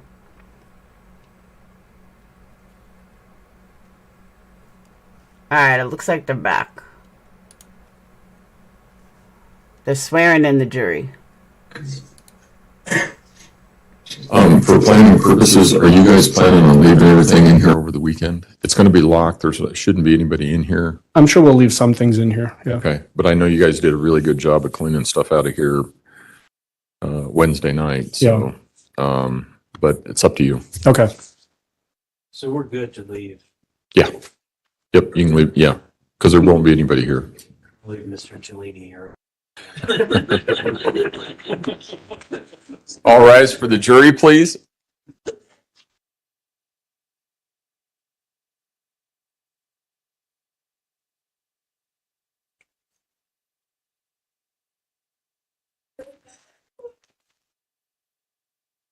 They must have heard you joking. I think everybody can see the eternal again. Yeah. You know, it's Good Everybody's getting Friday. giddy. It's Good Yeah. Friday. Easter. Yeah. Hour and 20 minutes. I think. Thank you. You may all be seated. Court will recall 20 CR 1358, People versus Letecia Stauch. Record should reflect the jury has returned to the courtroom. Prosecution, call your next witness, please. Thank you, Your Honor. We would call Janine Sanchez. All right.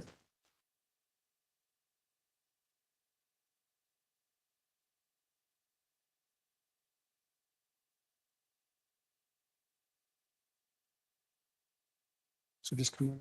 Oh, wait, he'll swear you in. Yeah. Oh, right. Ms. Sanchez, if you would raise your right hand, please. Do you swear affirm the testimony about to give in this man will be the truth, the whole truth, and nothing but the truth?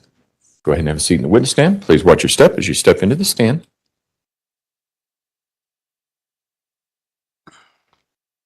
Good afternoon, ma'am. Will you please introduce yourself to our jurors and spell your first and last name for the record? Yes, my name is Janine Sanchez, JANINE SANCHEZ.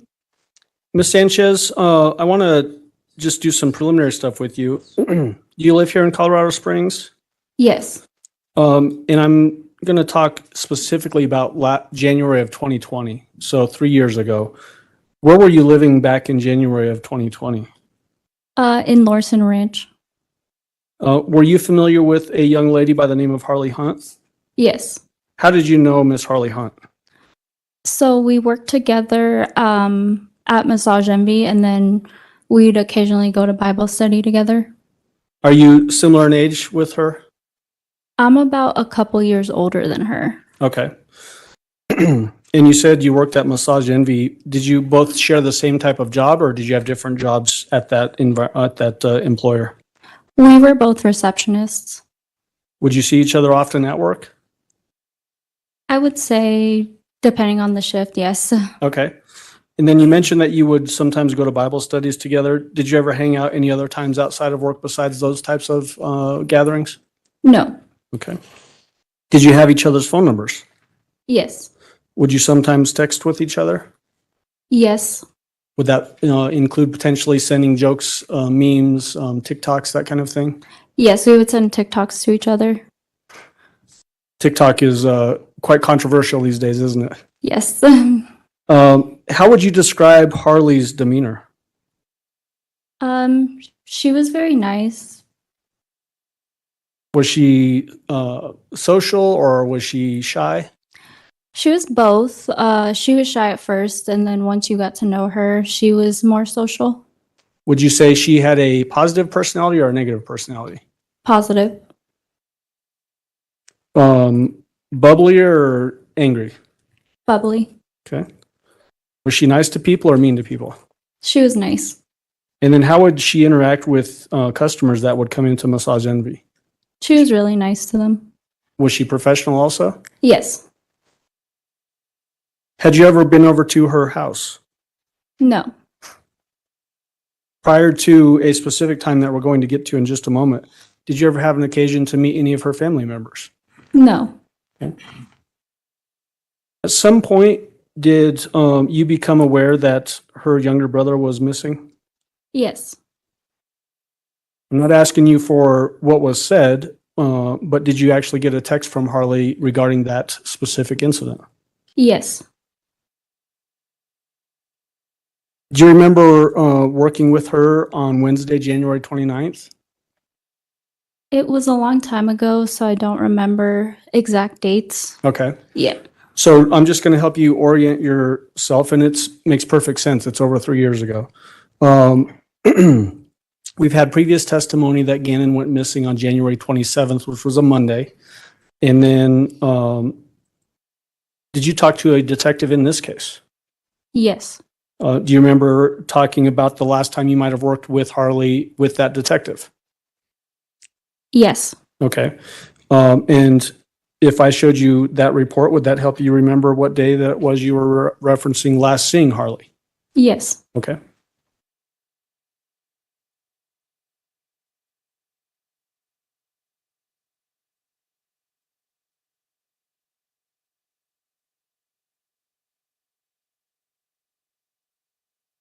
Your Honor, may I approach the witness? You may. In,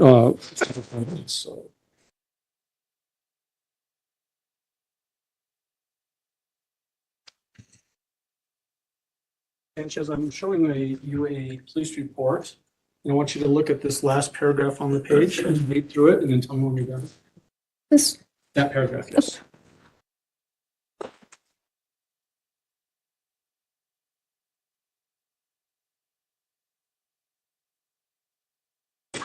yes, Did that refresh your memory as to the last time you had worked with Harley? yes, What day was that? the 29th, Was that at Wednesday, January 29th? yes. What was, again, not asking you for any statements that Harley made to you, but what was Harley's demeanor like on that day? She was a little frantic, just not her usual self. Do you remember telling the detective whether she was crying or not? Yes, And was she crying in your memory? yes, Okay. At some point, were you with Harley and picked up Harley's mother from the hospital? yes. Tell the jury about that. Again, whose car were you in? We were in Harley's car. Who was driving that vehicle? Harley. And what seat were you sitting in? I was in the front seat. What hospital did you go to pick up her mother? I'm not sure the name, but it's somewhere around here in the downtown Spring area. Memorial Hospital, does that sound correct? I'm not sure. That's okay. So, but you're just remembering it as a downtown hospital somewhere Yes. fairly close to where we are now? Yes. Okay. Can you describe, as you're in the car with Harley, how she was acting then? Was she still acting like she was crying or upset? No, How was she acting now? just normal. Okay. Do you remember talking to the detective about how she was acting? In the car? Or- Yes, while you're in the car with her at the hospital? I don't remember. Okay. Do you remember the Harley's mother getting into the car with you? Yes. Did Harley's demeanor change when her mother got into the car with you all? No. Okay. Do you remember talking to the detective about her, about Harley acting timid and overwhelmed at that time? Yes. Was that different than when she was crying earlier? Yes, she had kind of calmed down a bit in the car versus earlier when she was crying. Okay. When when Harley's mother got into the car, I may have already asked you this, so if I did, I apologize. Where did she get into the car? In the back seat. Okay.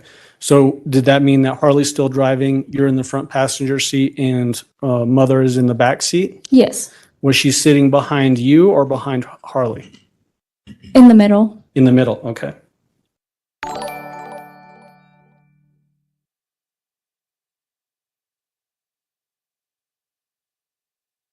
Do you remember telling the detective anything about whether Harley was quieter or louder than normal during this car ride from the hospital to your house? We definitely weren't talking for the car ride. It was more just quiet. Okay. Yeah. Do you remember telling the detective that Harley was quieter than normal? Yes. Okay. And I think I've already asked you this in an implied way, but this time that you're now seeing Harley's mother, had you ever seen her before? No. Do you see her here in the courtroom? Yes. Will you please point her out and describe what she's wearing? Yes. Pink shirt right in the corner over here. And you're using your right hand to point over to my Yes. left over here? Yes. All right, ask to the record reflect that she's identified the defendant. Record will so reflect. Go ahead. How would you describe the defendant's demeanor or actions when she got in the car? What do you mean by that? Well, how was she acting? It was my first time meeting her, so I can't really describe how else she would be acting, but I'd say normal. Okay. Yeah. So not doing anything out of the ordinary? No. Okay. Do you remember her making any statements to you or just to anybody while she was in the car? No. Do you remember talking to the detective about her getting into the car? Yes. Do you remember telling the detective that the defendant apologized for having to stay at your house? Yes. Do you remember talking to the detective about the defendant's demeanor in the car? No. How she's acting? No. Okay. You don't remember that at all? Do you remember telling the detective that the defendant was acting weird? No. Okay. Do you remember a specific statement that the defendant made to you when she got into the car? Yes, I do remember that one Okay. statement. And what was that one statement? Just jokingly how she was joking about saying, basically, hope you don't think we're a bunch of murderers. So the defendant said that to you. Yes. Did you find that to be weird? Yes. But other than that, the demeanor wasn't weird, just that one statement. Okay. So she wasn't acting like she was losing her mind or anything like that? No.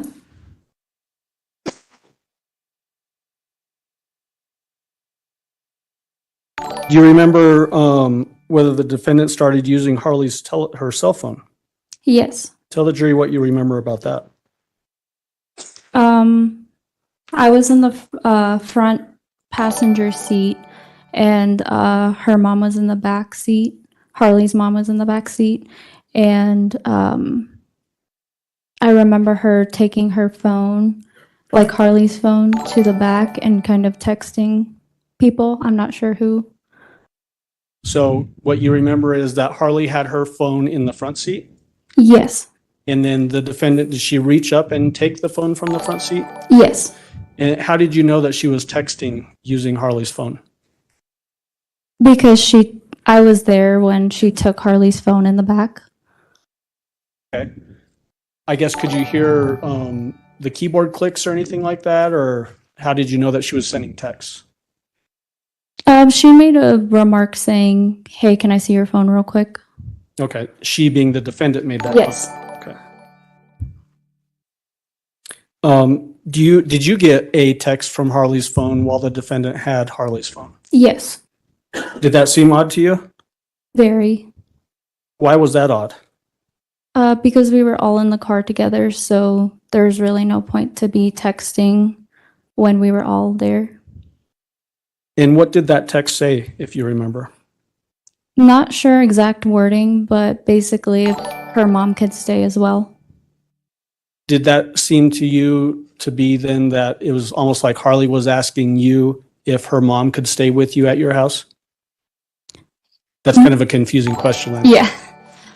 More that Harley had originally asked to stay over and then later on asked if her mom could stay as well. Okay, but really it was her mom asking on her own using Harley's phone if she could stay. Yes. Did that seem weird to you since you're sitting right there and it could have been verbally said as opposed to texted? Yes. Do you remember a particular time when the defendant said something about turning off location services? Yes. Tell the jury about that. It's been a while, but I remember that they had turned off Harley's location service basically on her phone. Okay, so let's dive into that just a little bit more. Is this while the defendant has Harley's phone? I do not remember. Okay.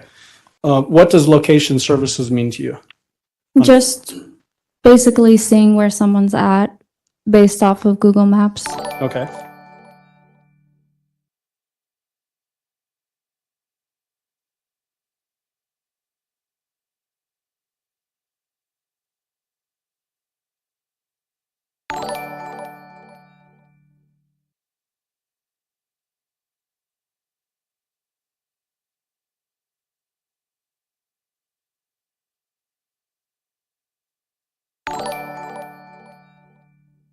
Do you remember the defendant making a statement while holding Harley's phone that she was turning off Harley's cell phone location services? I do not. Okay. If I show you a report, would that refresh your memory? Yes. Your Honor, may I approach the witness? You may, go ahead.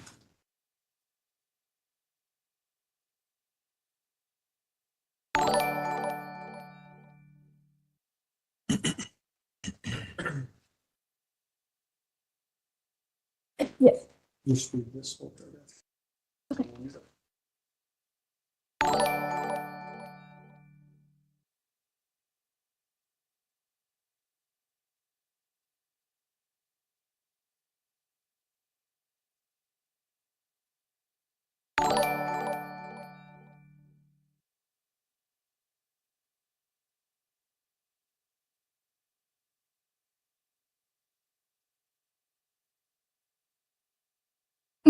Yes.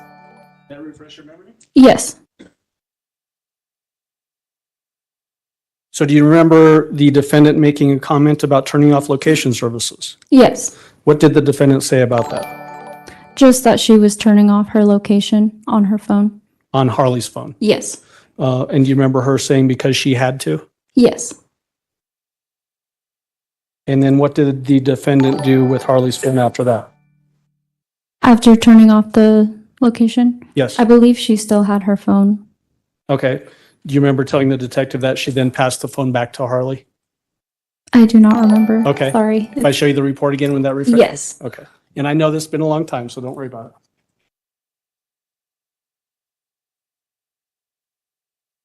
it. Okay. Did that refresh your memory? Yes.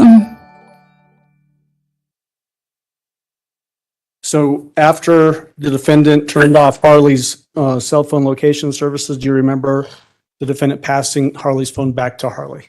Yes.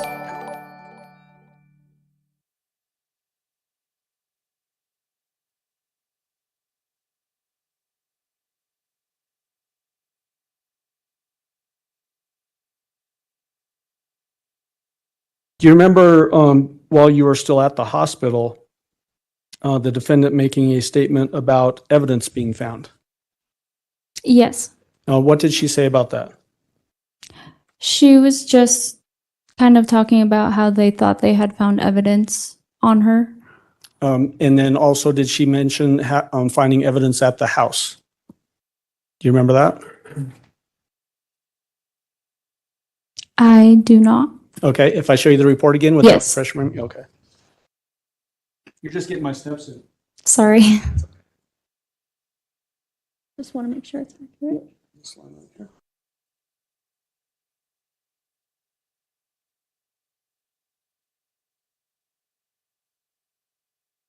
Fresh your memory? Yes. Do you remember the defendant making a mention about there being evidence found at the house? Yes. What did she say about that? Just about like the carpet situation, how there was like a fire with the carpet. Okay. Hold on just a moment.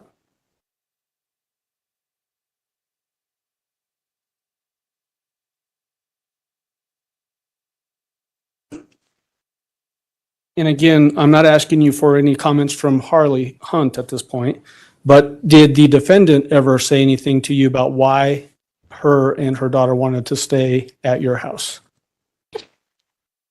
So Harley was just wanting to stay at my house because she didn't really feel comfortable at her own house. I'm not really sure why her mom wanted to stay at my house. With the whole texting thing, that was kind of odd, but we were already at my house, so I just let them both stay. Was it strange to you that both Harley and her mom were now staying at the house as opposed to just Harley as originally arranged? Yes. Oh, okay. Did it make it even more strange that this is also at the time that Harley's young little brother was also missing? Yes. Okay, thank you. Oh, wait a second. Good question. How was her behavior, the defendant's behavior at your house? Really, we just walked into my house, talked for a little bit, and then I let them get settled in the living room, and then I just went upstairs. Okay, so you have a two-story house? It's technically a 3, but the basement's unfinished. Okay, so is your bedroom upstairs? On the 2nd floor, And then, technically the 3rd floor. okay, Yeah. and then where did they stay, Harley and her mother? On the 2nd floor, when you first enter the ground level. Okay, did you hear any strange noises the night that they stayed the night there? No. Did the defendant do anything out, that didn't make any sense or loud or anything like that? No. Did she act as if any other house guest would act while she was there? Yes. Okay, thank you. Mr. Cook, cross-examination. I don't have any questions for this witness. Thank you. All right. Do any of the jurors have any questions for Ms. Sanchez? No? All right. Thank you, ma'am. You may step down. Watch your step. Prosecution, call your next witness, please. Good afternoon, Judge. We'd call Nicole Mobley. Just gonna cross Nicole. You guys want me? You want to look at this? Ms. Mobley, if you would step forward and raise your right hand, please, ma'am. You're just gonna right up to that. Right there is fine for right now. Do you swear affirm the testimony about to give in this matter will be the truth, the whole truth, and nothing but the truth? Yes. Go ahead and have a seat in the witness stand. Please watch your step as you step into the stand.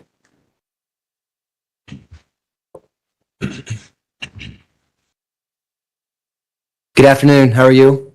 I'm okay. How are you? You're a little nervous, right? Just a little bit. It's okay. You're not the only one, okay? Okay. Could you please introduce yourself to the jury and spell your first and last name? Nicole Mobley, Nicole Mobley. And Miss Mobley, where do you reside? Lorison Ranch. May I approach, Your Honor? Me? I'm going to show you what's been introduced into evidence as People's Exhibit 4. Recognize this at all? Yeah, it's my neighborhood. Let me see if I can get this easy over here.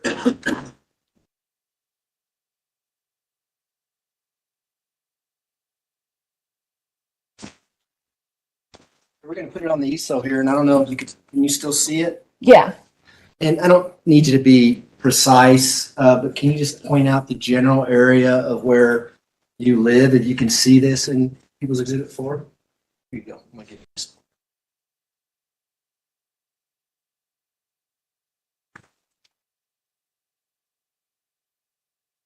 I'd be over here somewhere. So for the record, you pointed to Mumford Drive in between Tarbell Drive? Yeah, I'm on Decker, but the school's right here and my house would be like over in the section kind of by it. Okay, great. How long have you lived there? 2 years? No, I'm sorry. That's way off. 3.5, almost 4 years. So you were living there back in January of 2020? Yes. And while you were living in that neighborhood, did you have an occasion to meet someone named Letecia Stauch? I did. And tell the jury about how you met her. So I think the first time I had posted a thing on our neighborhood page, I was looking for clothes for my niece that just moved in with us. And I had got a message from a Harley Hunt is who I thought I was speaking to. And then they offering some free clothes for us. And when the person actually showed up to my house to drop off those clothes, it was Letecia. Okay. You talked about a neighborhood. How did you describe it? Was it a Facebook page? Yeah, we have a lot of neighborhood like Facebook pages that are just for people in the neighborhood. I don't know if I put it on the residence page or like one of the for sale pages, but it's just everybody in the neighborhood. And I know you're a little nervous, but only one of us can talk at a time. Mm-hmm. She's typing everything we're saying, believe it or not. And so if you could just wait until I'm done and I'll wait till you're done. Okay. We'll do the best we can. Okay. Is that fair? Yes, sir. Okay. So someone named Harley Hunt responds to your page. Is that what happens? Yes. I assumed it was Harley Hunt. And did you then make arrangements for them to come by your house? Yeah, to come drop them off at my house. Okay. So tell us about that. Did someone come by your house? Yes, Letecia came by my house. And what happened when she came to your house? She knocked on the door. Initially, she was just supposed to leave them on the porch, but I ended up being at home. She knocked on the door. I opened it. She handed me the clothes and we had a conversation. And do you see Letecia Stauch in the courtroom today? I do, yes. Could you point her out and describe what she's wearing? She's sitting at the end of that desk in a pinkish purple shirt. Okay. Only female seated at the defense table? Yes. May the record reflect identification of Ms. Stauch subject to cross-examination. The record will still reflect. Go ahead. So what happened when the defendant came to your residence? She came to the door, handed me the clothes, and then we just had a conversation. It was a little weird. I didn't know her. I had never met her before that. And I was kind of off put first because I thought I was meeting a Harley Hunt.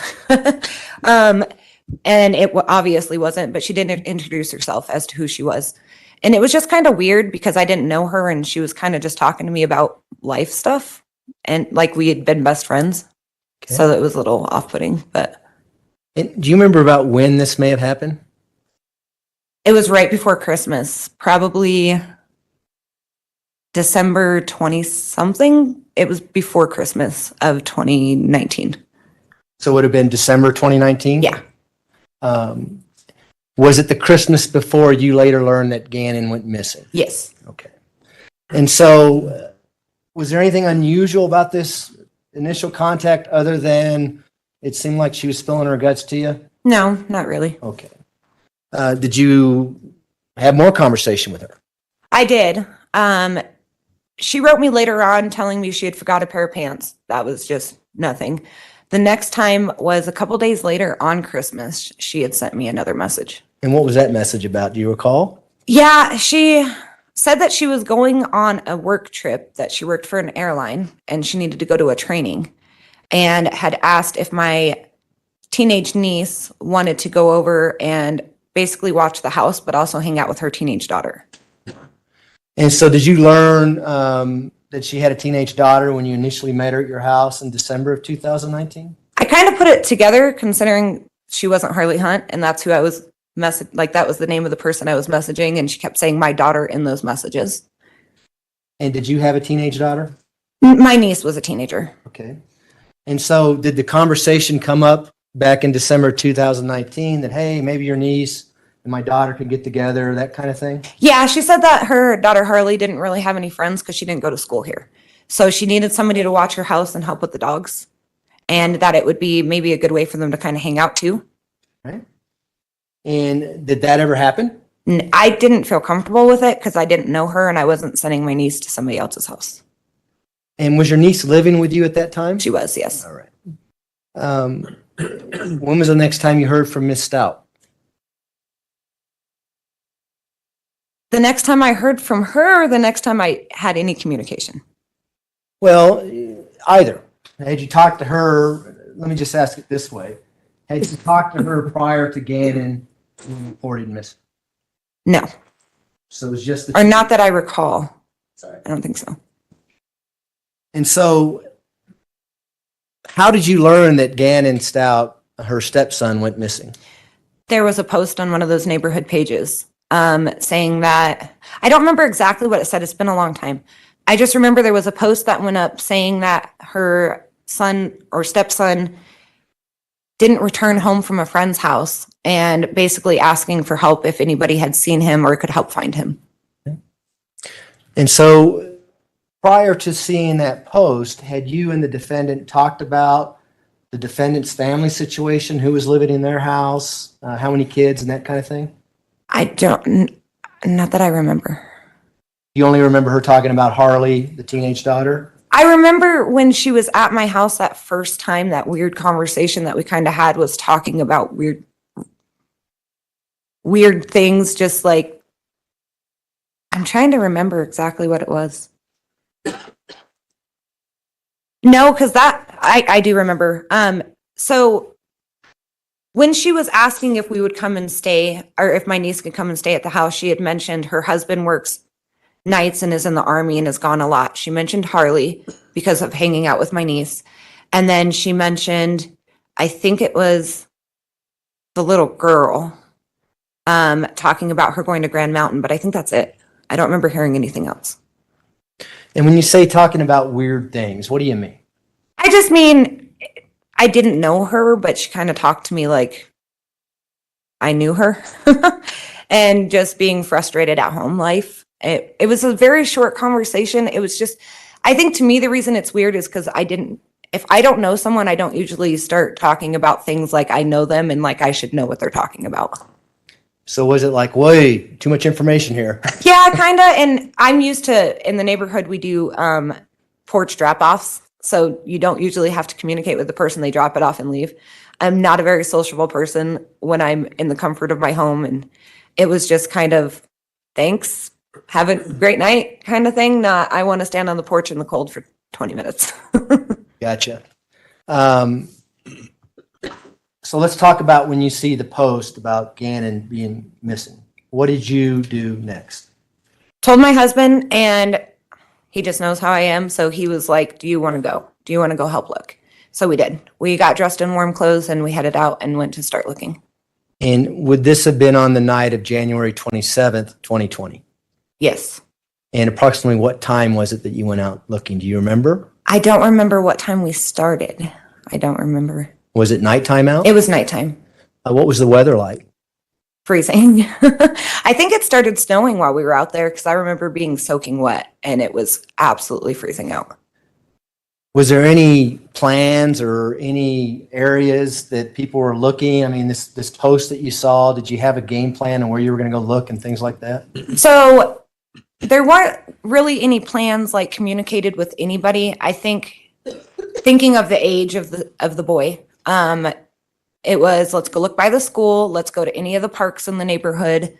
And then let's go look over by the house. And then we have these like ditches that are in the neighborhood that a lot of kids like to go down and play under. So it was just kind of staying in that general area. Okay, if my, kid was to go roaming off and hanging out with friends, where would they go? So we just kind of went based off of that. And so you indicated that you thought it might be a good idea to go look at his house, Gannon's house. Would that have been 6627? Yes. And people's before there, we have a big label that says 6627 Mandan Drive. Is that the area we're talking about? Yeah, there's a lot of like field where you can see there's not really any houses. Majority of what we did was in those fields. And so were there other people out looking in the neighborhood? There was a bunch. No, you probably didn't count them, but approximately how many? I'd say 40 at least. I mean, there were people out there with drones. There was a lot of people. Flashlights? Flashlights, vehicles, drones, people on feet. Excuse me. There were some people out there with dogs. I mean, it was like an unorganized / organized search is what it looked like. And so best you know, was everyone reacting to this Facebook post about, it's okay, about a child being missing in the neighborhood? Oh, yes, most definitely. The neighborhood's kind of coming together? Yes. And did you talk to other people as you're searching and you're all searching for the same person? Oh, yeah. When you're in the area of 6627 Mandan Drive, did you stop by and see Miss Stauch, or was Miss Stauch out searching in that area, or do you remember? I didn't stop by her house. I thought it was kind of weird because we're all out here looking and it was very obvious that she was at her house and not out here looking. Why was that obvious? I'm trying to remember exactly how. I mean, there was a lot of people that were going up to her house and she was opening the door and you could just tell lights were on. I mean, plus I met a majority of everybody that was out there and none of them were her. And obviously you had met her before, and so did you tie it together that Gannon Stauch was living in the same house with Letecia Stauch? Yeah, as soon as the post went up on the neighborhood page, I recognized her right away. All right. Was she a picture of her on the post?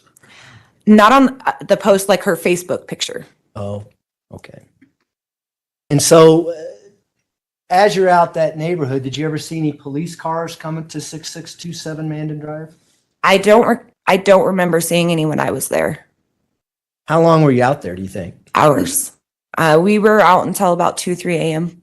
Oh, so you went in that into the early morning hours of the 28th. Oh, yeah. By the time we got home, we had mud all the way up our legs, our arms. We were covered. And were people out there pretty consistently until the early morning hours looking, or? It died down a lot, probably around midnight. I mean, it did get really cold. If I remember correctly, I think it started snowing. So some people, I think, did have to kind of start giving up. So at that time, like, as long as we went, there was probably maybe a handful of us at that point. And so into the 28th of January, 2020, did you continue to follow the progress of the case, the Facebook postings and things like that? I did to an extent. Tell us about that. I tried not to read into, or I guess look too much into the drama stuff that was going on through it. More of, I tried to focus on the facts of things that were going on or posts that were made directly from the defendant. A lot of drama and a lot speculation and things like that on social media. Oh yeah. Was the media reporting pretty heavily on Gannon's disappearance as well? Yes. Were you watching that? Yes, those things I would.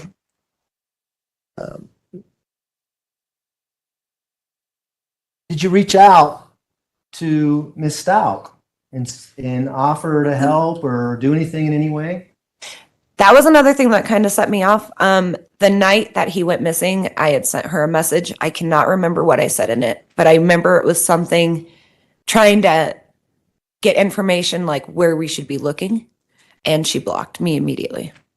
What kind of message did you send her? Was it a text? Was it social media? Was it a phone message? How did you try to reach her? Facebook Messenger. And prior to that, had you been messaging on Facebook? For the previous times that we spoke, it was Facebook, yes. And did you ever talk to her about why she blocked you or anything like that? Well, she blocked me, so I couldn't. I know my husband sent her a message saying, you know, I don't understand why you blocked my wife. We're just trying to help you. Is there something you have against her? Like, what's going on? But we never got a response. Did you continue to progress or watch the progress in the investigation to see whether or not Gannon was found, that kind of thing? I did. I also, any search party that they had, we had like blue ribbon ceremonies, different things that we did. I participated in everything. Do you recall seeing the defendant, Ms. Stauch, being interviewed on KKTV during this time frame? I do. What do you recall from that interview? Can you, as in, like, what do you mean? I don't know how I'm supposed to answer that one. No, I answer it truthfully. I mean, did that spark anything and want you to be involved in the investigation based on what you saw her say during that interview? The first thing that stood out to me, I think, with that interview is she didn't face the camera. And then there was a lot of, in my opinion, it sounded like her speaking in past tense when she would mention Gannon. But I also thought it was really weird that a majority of that newscast was her worrying about what people thought about her instead of worrying about where Gannon was.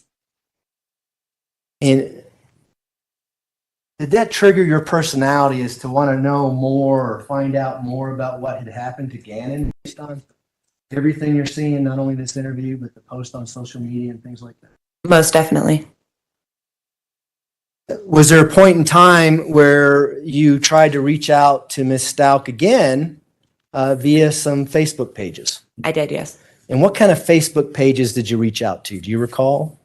Do you mean which one of hers or what? What do you mean? Well, was there a Facebook page called Support P or Ms. Stauch or something? Yeah, there were several pages. I don't know if I communicated with her on any of her responses that were happening on those pages. I might have made comments to other people, but I don't remember if I communicated with her on those. I just know that I reached out to her on personal Facebook Messenger. Is this the same Facebook page that you were blocked on previously or another Facebook page? Another one. Do you recall the name of that? I think it might have been, it was either Letecia Stauch or T Stauch. Okay. Did you get a response? No, not initially. When you say not initially, does that mean you eventually got a response? Yes, I ended up creating a fake Facebook page. And talk about that. Why did you do that? I wanted to see if I could get her to respond to me. And I knew she wouldn't on my original page. And why did you want her to respond to you? I felt like the conversation that we had on my front porch the first time that I met her I kind of could figure out ways to get her to communicate with me based off of her, like the kind of things that she wanted to talk about. So I figured if I wrote her on a different page and could get her to start talking, if I worded things properly, I might be able to get her to start talking to me. So did that happen? It did. Tell the jury about that. What did you put in the Facebook page Messenger to get her to start talking to you? I went on and kind of based it off, or started writing things based off of things that I had seen in the news or on social media, like things that she was saying. She had a lot of, I think, hate for Landon. And I think that I kind of started off with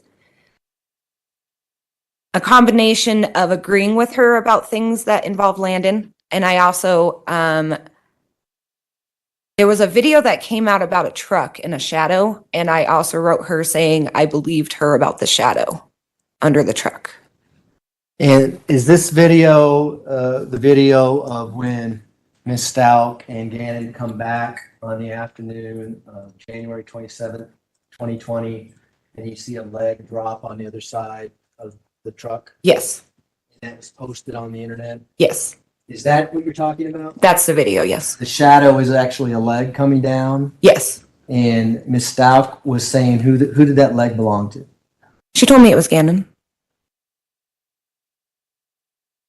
Did you eventually continue communications with Ms. Stauch via text? Yeah, so I continued on Facebook Messenger, and then eventually we did make it onto a texting app. Tell us about the texting app. Whose idea was it to use a texting app? She had asked me to download a texting app on my phone so that we could talk more privately. And was this on February 19th of 2020? I'm pretty sure, yes. Did you go to the police department fairly shortly after this string of text messages? I don't remember how long it was, but I feel like it was pretty soon after that, yes. If a report indicates that you went to the police department on Friday, February 21st, 2020, sounds right. Would that be accurate? Yes, And when you went there, did you take your phone with you? I did. And did you provide your phone to law enforcement so they can take screenshots of this text messages that you're having? I did. They took it for several weeks. And would you recognize those text messages if you saw them again? Yes. May I approach the witness, Your Honor? You may. Andy, what's been marked as People's Exhibit 233. And within that exhibit, there's 33 pages. Do you see those? I do, yes. If you could take a moment and go through those 33 pages, and I'll ask you some follow-up questions.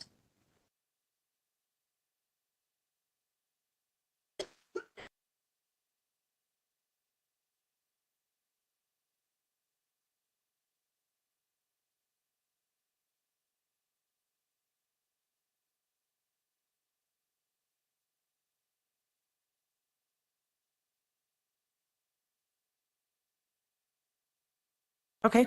Have you had a chance to do that? Yes. I want to talk about the first 31 pages. Okay. Are those messages that you exchanged with the defendant, Ms. Stauch, on February 19th, a Wednesday, from 9:59 in the morning to 11:48 in the morning? Yes. The second to last page, is that a text message that you exchanged with a Harley Hunt?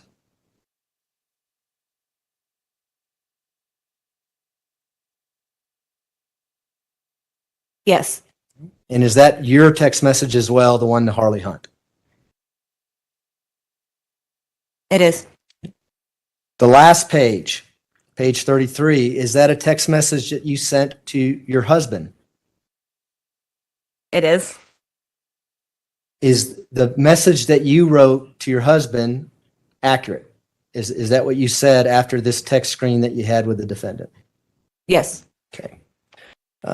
Are now back to the original 33 pages. I think I've already asked you that. Is that a true and accurate depiction of the conversation you had with Ms. Stauch back on February 19th, 2020? Yes, sir. Move to admit People's Exhibit 233. Spence, Objection. Exhibit 233 will be admitted. Go ahead. Request to publish. You may, go ahead.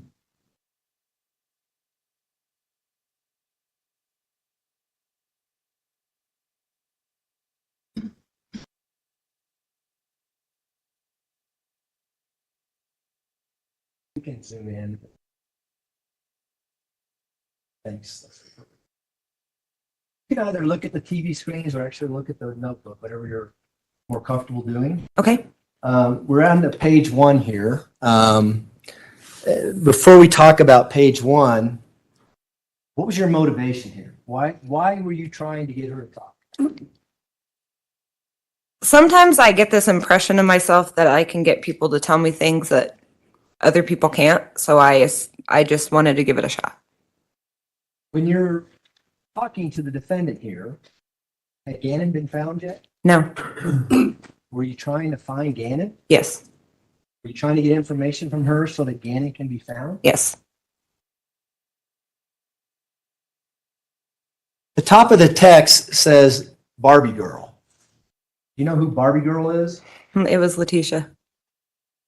And did you know that that was her name through the Facebook messaging before you started this text app? I didn't know that she didn't tell me the name, but it was the phone number. And it says Wednesday at 9:59. Is that approximately when this all started? Yes. And that would have been February 19th? Yes. So when it says to verify it's you, what was your real first name, LOL? Is that Miss Stauch talking? Yes, sir. And prior to getting this string of messages, were you certain that that was Miss Stauch who you were talking to? Yes, sir. We did a thing on previous messages where I had asked her something. I don't remember what it was, but to validate it was her, that only she would know, and she did that. And is she now validating who you are? Yes, sir. I.e. Nicole is what you respond? Yes. So if we can scroll down a little bit.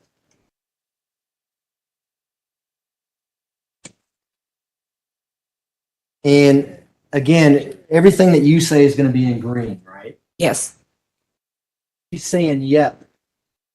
Go ahead, and what does she say?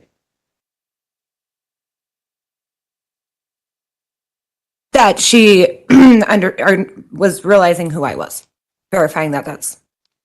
She say, okay, so listen, I didn't hurt my son or kill him or anything. I want you to know that.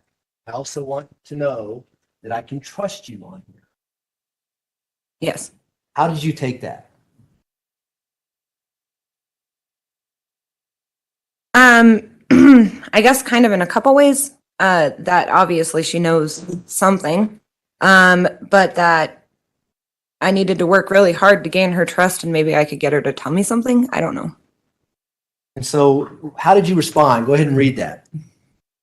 100%. If you look up both my real profile and my fake on any of the Gannon pages, you will see I've been pointing out the shadow and I have not bashed you.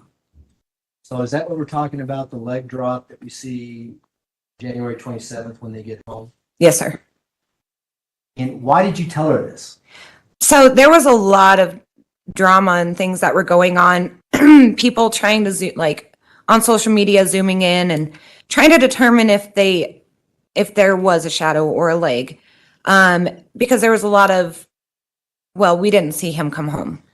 So she, I think at one point was involved in some of that communication, trying to push that. So I knew if I reached out and said, I believe you, this is what I saw, that she would start to trust me. And so, just so we're clear, there's a video that was posted on the internet that sees the defendant and Gannon get in a truck and leave about 10, 13, and 7. Yes, sir. And then there's also a video that comes back. The truck backs up into the driveway. You can't see the other side of the truck. All right? Correct. You see Miss Stauch get out of the driver's side. Yes. And then that's when we see this leg drop on the other side. And there were people saying Gannon never came home with her, so she must have did something. Yeah, there was a lot of videos, people circling it and saying that's not a shadow or that's not a leg, trying to say that some people thought he came home and some people didn't. So it was a lot of back and forth on that. So that's what's going on in social media, and so that's how did you want to gain her trust by saying, hey, I'm with you on this, that type of thing? Yeah, she wanted to make sure she could trust me, and the only thing I could think of is if I went along with the lines of certain things that were going on in the moment, and I was on her side for that part, that I would gain that trust. Okay. And so she responds, thank you. I do need some help, though, and I could help you in return. Before you think, this isn't anything bad or anything like that. You recall that? I do. What did you think that was all about? I didn't really know where she was going with it. Let me think on that. I'm sorry. Well, we can scroll down and see what your response is. Yeah.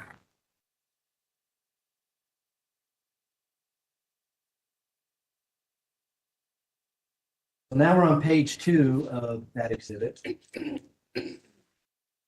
So your response is, just to show you what I've said to my own family in the past about all this. Can't make out. Looks like you attached something to the text. Yeah, I think I attached something that like a message I might have sent to somebody else talking about it. I don't remember, but I'm pretty sure it was just like, look, I'm showing you. I even told somebody in my family I believed you. Is that again to gain her trust? Yes. So how does she respond after you do that? Second here until we get to the right. Did you want me to read it? Yes. Okay. If I had did this, I couldn't have gone but so far, and they would have found him. But they are focusing on me, wasting valuable time. He says, thank you. Thank you. And then what do you say? Okay, what do you need help with? I definitely don't think you would ask me to do anything bad, so it's okay. And what does she say? Oh, sorry. No, it's okay. So I want you to tell the truth. And you respond, okay. Mm-hmm. Go to page 3.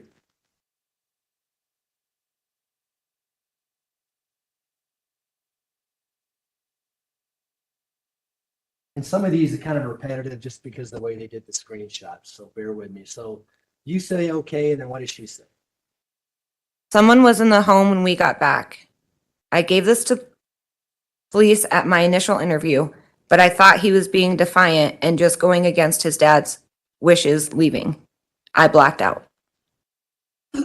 What do you take from that?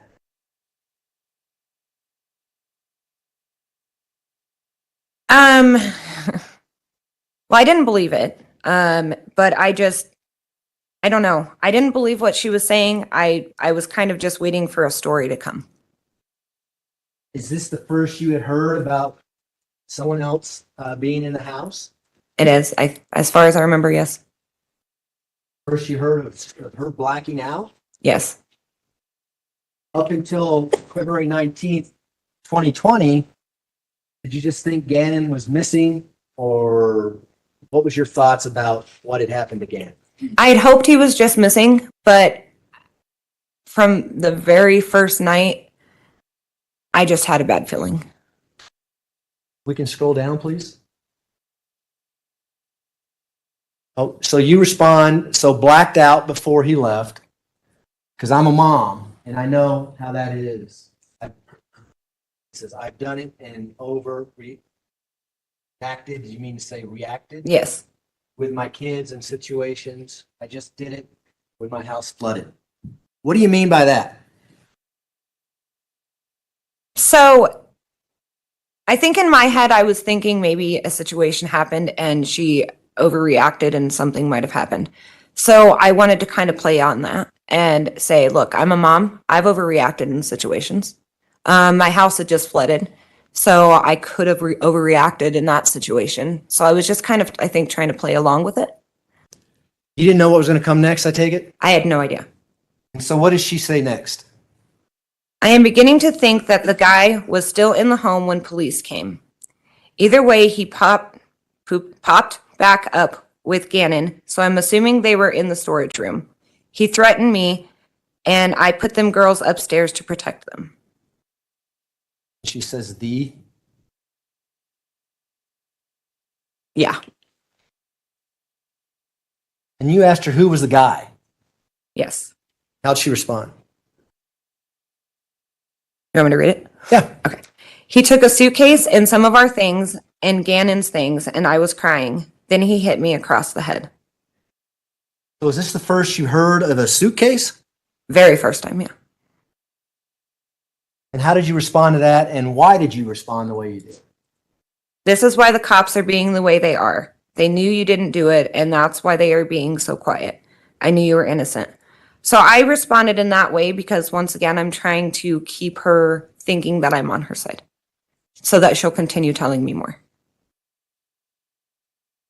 So how does she respond to you saying that? Someone had to see him leaving with a suitcase and G. I don't know if she, I assume was he, was hurt when he did. I was scared. Someone has to be a witness to having seen this guy. Someone had to and is scared. So as you're out there, night of the 27th, searching the fields and the ditches and the whole neighborhood around their residence, anybody carrying a suitcase walking around? Not at all. I would have questioned that.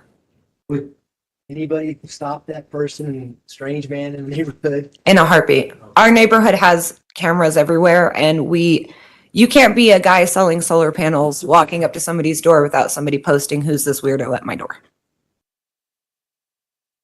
We can zoom in on the next page, please.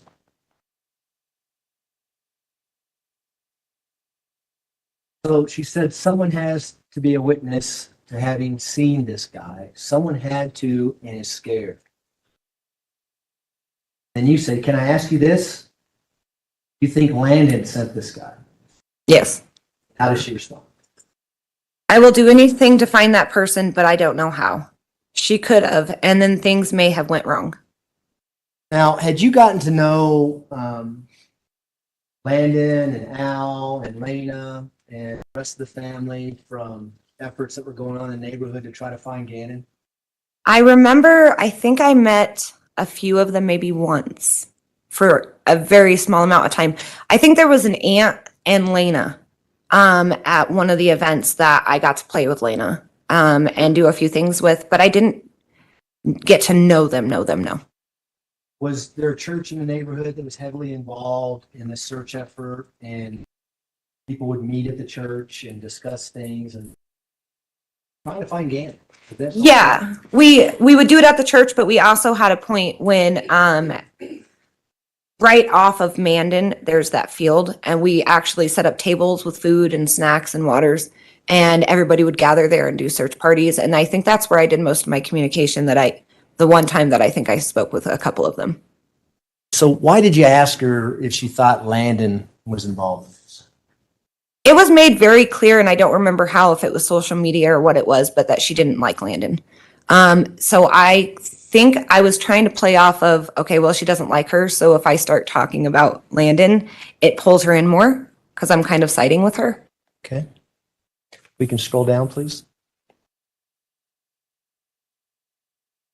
And you say, I've been thinking she sent someone to get both kids. Yes. Same thing? Same thing. You're trying to draw more information out of her? Yeah. And that's what I had met in the previous, when she had said things may have went wrong in the previous one, I'm sitting here thinking, okay, if I play off of, okay, maybe Landon sent somebody down here and it didn't go right.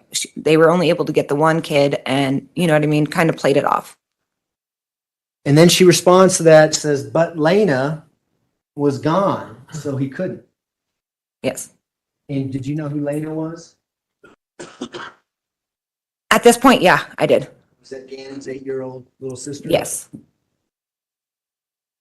And you asked her, how did he get into the house? Did he force his way, or did he act like he was there for a reason? Do you recall asking her that? I do, yes.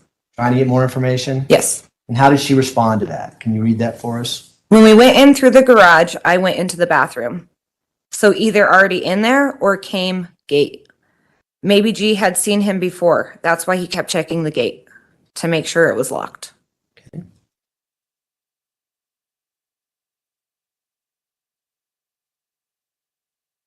And then what's the next thing you asked her? Do you think the detectives believe you but have to act the way they are so this guy doesn't know they are onto him? Where'd that come from? Again, just I think I had heard things of her talking about, I did actually, I think some of it might have even been in the news. She was really against those detectives. So I wanted to play off of, well, maybe the detectives are just doing this as a ploy. They're going to try and make it seem like you so that nobody's focusing on this other person. Doesn't make any sense though, does it? Does that make any sense to you as to why the police would do that? No, not at all. So are you just basing on things that she posted on Facebook about the incompetence of the El Paso County Sheriff's Office or something like that? I'm playing off of anything that has either been said by her on Facebook or the thing on the news. And how does she respond to that? Not sure. I think they don't have anything on Ring cameras. Someone had to see him leave. I need a witness. Any amount.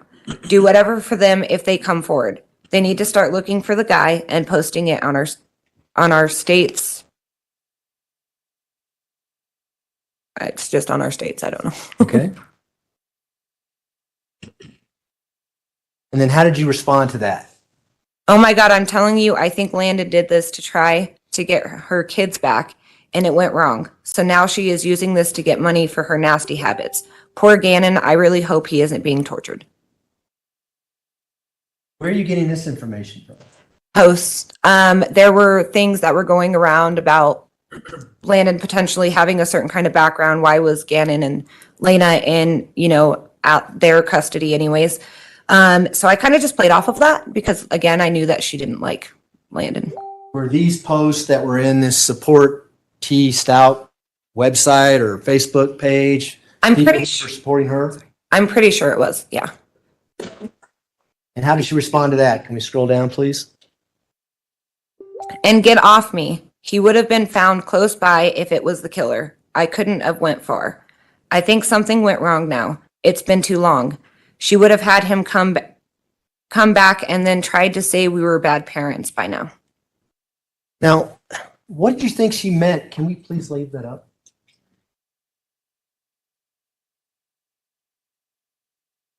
What did you think she meant when she said he may be close by if I was the killer? Object to, she can, Yeah, that's sustain. speculation. It goes to her response to this, right? Well, no, she can't testify as to what somebody else was thinking. She can testify as to what somebody else said and why she undertook a certain course of action, but she can't testify to what somebody else was thinking. What was going through your mind when you heard her say, if I would have killed him, he would have been close by? Just I'm trying to think of how to answer that the right way without going against it. Was this the first time you ever heard her say anything about if I was the killer? Yes, 100%. I'd never heard anything about him being killed prior to this. Can we scroll down now, please, to see what your response is?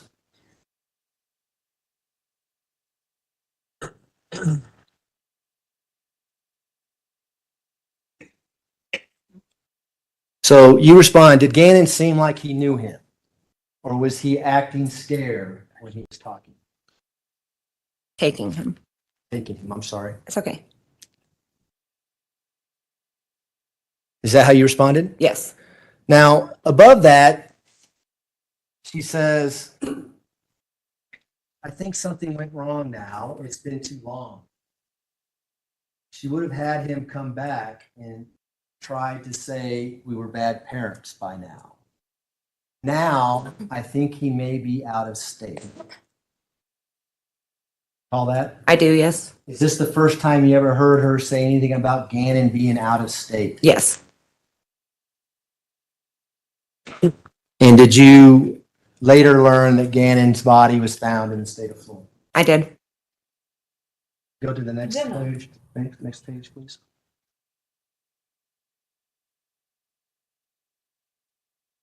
So she responded to when you asked if Gannon knew him. He didn't act like he knew him. Do you recall that? I do, yes. And what else did she say? The guy did say friends with Uncle Matt, but I don't know if that is real. He doesn't have an uncle named that on our side.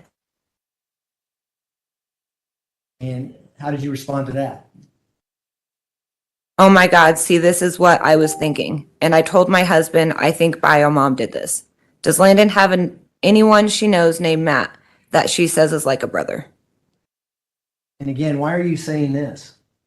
Again, just to continue going along the lines of what I think she wants to hear. And how did she respond to that? I need a witness that the guy left. I will do anything. I'm not asking you. I'm asking if you know anyone who will. I will give them my life, a reward, whatever. Anything to get them to expand the search. And how did you respond to that? Did he ask where the little girl was, or what did he say to you?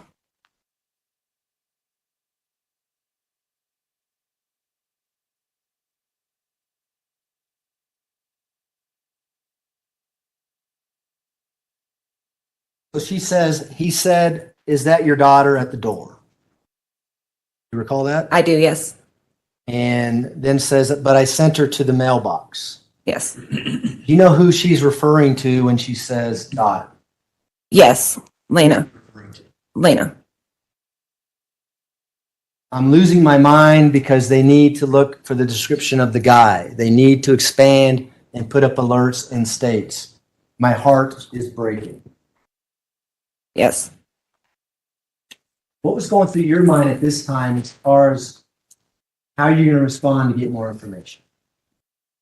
I think this time it might have taken me a little bit to kind of think about it. I guess I had kind of got thrown off because earlier she had said, when I had made when I had said something about maybe Landon had something to do with this and intended to come get both kids, the defendant's response was, but couldn't because Lena wasn't home. But then all of a sudden it's, well, Lena, is that your daughter at the door? So I was just kind of trying to think of things to try and play off kind of what she was saying. But I definitely was really at this point like, okay, something's not right here. We can scroll down, please.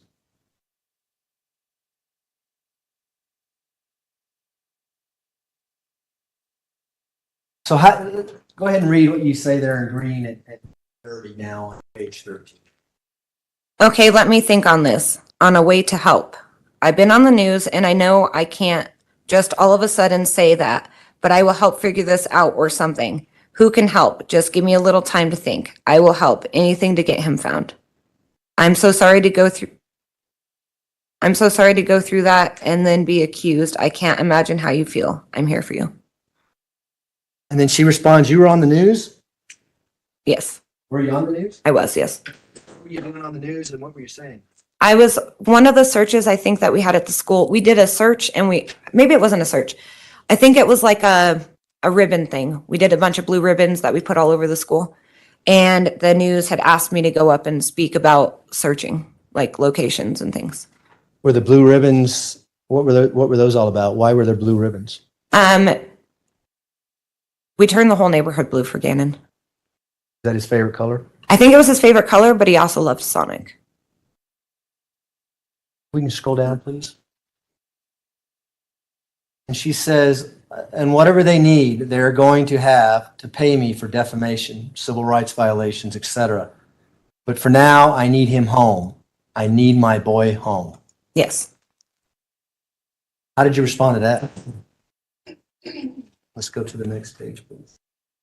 Yes, my husband and I went out the first night till, I think it says 2 a.m. Yeah, go ahead now. Then I went out every day for a week looking. Now, when you say that, how does she respond? That's when the guy left. He took a suitcase of things and made Gannon wrapped in his cover. He hit me in the head, and then I don't know if they got in a car or what. When I got back up, I was in complete shock and crying. And when I told the police they think I'm crazy, that someone could have been there when they arrived. In my questioning, they will like, no way. In my questioning, they No way the police didn't know he was there. I mean, heck, I didn't know. So was she trying to tell you that Gannon and this man were in the house while the police were in the house? Yes. How'd you respond to that? As in the message? Yes. Okay. So they never even tried to look into any of what you said. WTF is wrong with law enforcement. They could have found him, but to me, they didn't even try. You're not saying welcome to Fruta when you say WTF, I take it? No. Just wanted to clarify. All right. I also didn't know if I could say the other word, so. WTF is fine. If we can go to the next page, please.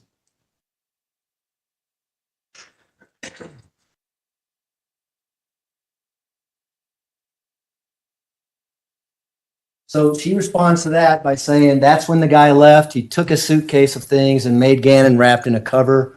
Yeah, we need to go. I thought those pages looked the same. One more duplicate because we didn't catch all the Yes. screenshots.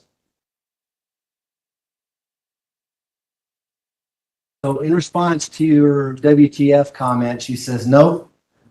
They were it was someone you were cheating with. Dumb stuff. I'm telling you, when this is said and done, I will have a heck of a lawsuit from them. Do you recall her saying that? I do, yes. What does she continue on to say? I've already been asked by some attorneys if my innocence prevails, then to be the first to see them. I even took a lie detector test. I wouldn't ask if I didn't need the help. I am trusting that you don't say anything about our convo. I am innocent. He is my son. What did you think about when she says, I hope that you wouldn't say anything about our conversation or comment?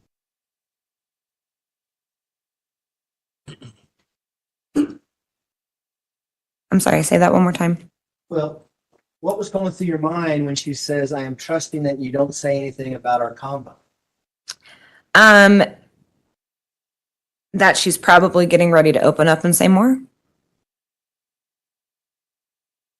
Did you get the impression that she was going to be asking you to do something at this point? I did, yes. What was that? Lie for her.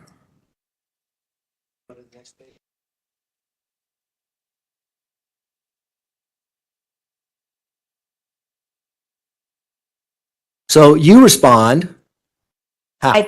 I did meet a guy that night that freaked me out so bad I had to leave with strangers to get away from him. I wish I knew how to show you what he looked like, but I don't have pictures.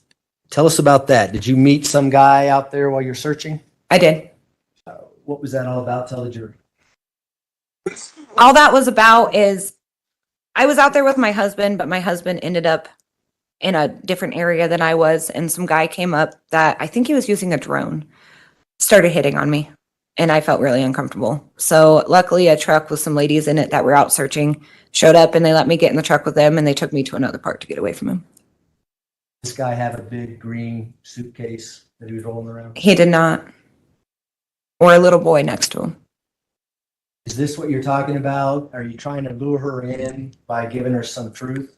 So I kind of had a feeling what she was getting ready to ask me or get more in detail of asking me. So I was trying to give her kind of that, oh, well, I did see somebody that made me uncomfortable. So she says it may have been him, but he left with a suitcase and G was walking and took his cover. Yes. Did you ever ask her, what are you talking about? What is G leaving with a man and taking a cover? I don't remember if I asked. I know that. I think I just played into everything. I don't think I asked anything specific at very many points. Do you know who she was referring to when she said G? Yes. Is that Gannon? Yes. Scroll down, please.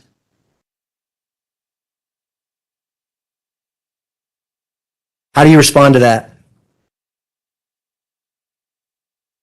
I will never repeat this conversation. I promise you, I believe you. Sorry. Can I have a minute? You all right? Yeah. It's just that. There's some, let me get you some tissues. Oh, there's some mixture.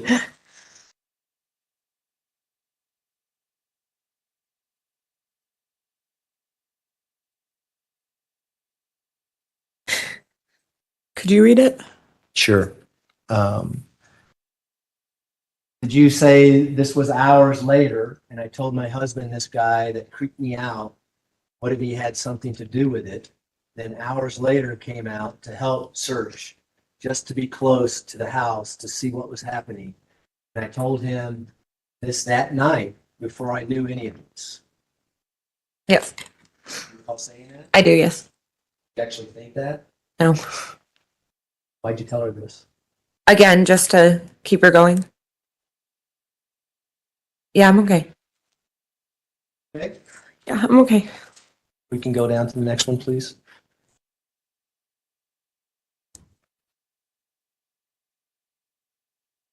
Now, did she actually send you a picture during this conversation? Yes. And what is that picture of? Do you recall? Gannon's bed and his blanket. Is that why you're getting emotional because you saw this picture coming up? Yes. And I apologize for that. It's okay. What did she talk to you about when she sent you this picture? She said, this is the cover he left with. This is online now because it showed G back at the house with me timestamped. What if you just said you remembered something suspicious after seeing this picture? And explained the description and you didn't think was relevant until now. Because the kid had the same cover. I swear to you, I didn't do this. I just need help with someone getting this out there so they can start posting in other states.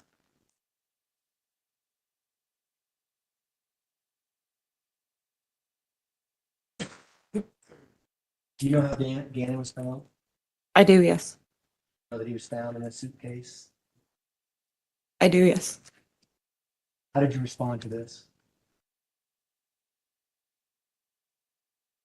That's a possibility. Do you remember around what time it was?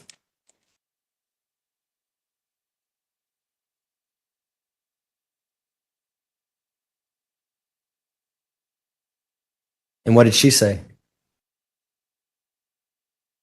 After police left, so it was last night, maybe one or so.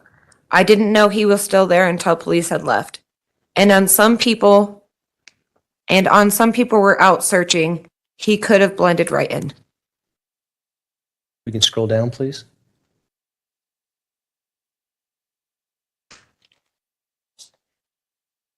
Did she also go on to say, especially if cars were around in the area, they had to get in a car at some point? Yes. Did you see anybody, kids getting in a car while you're out searching? Not kids in this aspect, no. Like when you're out searching? Yes. Is that all over the post? Is Yes. pictures of Gannon? I think that I also clicked on her Facebook and looked them up too.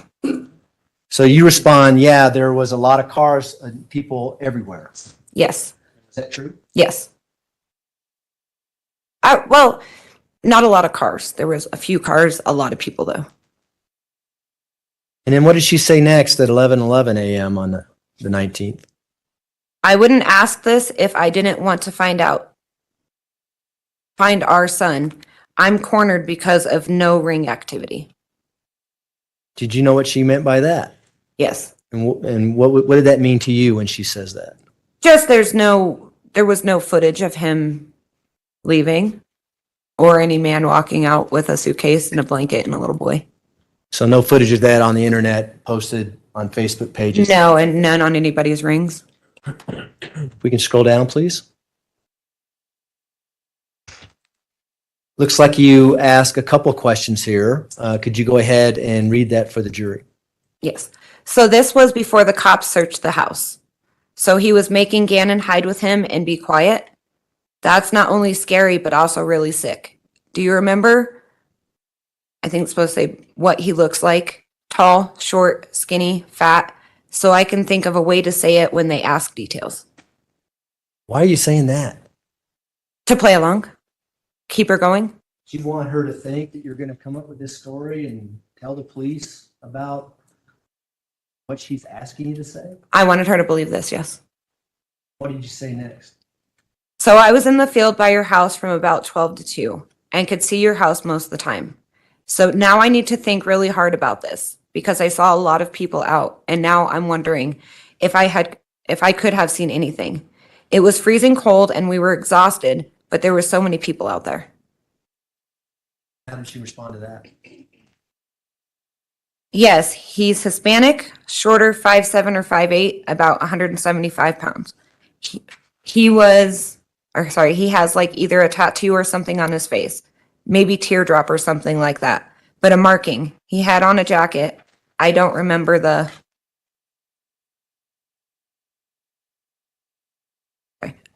color, but Gannon left with him in that cover, so that stuck out to you when you seen it online.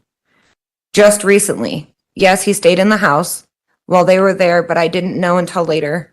But he took suitcase with them. Beware, I saw him laid it up before he hit me in the head because I'm sure he loaded the suitcase in the car and put Gannon in somehow.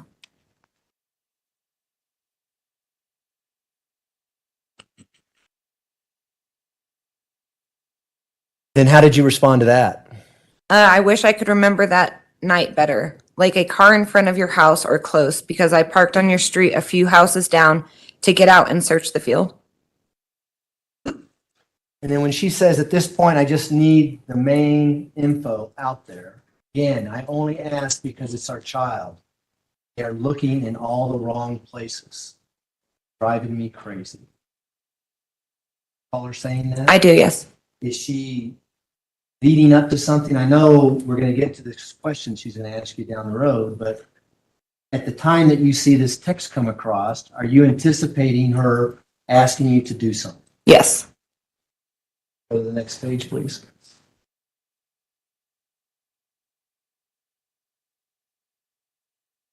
She says, most people want to always help, but I know this is tricky. I mean, if it's money or whatever, name it. I want them searching the right way. Yes. What'd you take from that? That she's getting ready to ask me to do something and offer money for it. And how did you respond to that? I want to help, anything to find Gannon. My daughter knows him and this is destroying her. And I feel broken now that I've been searching and doing what I can.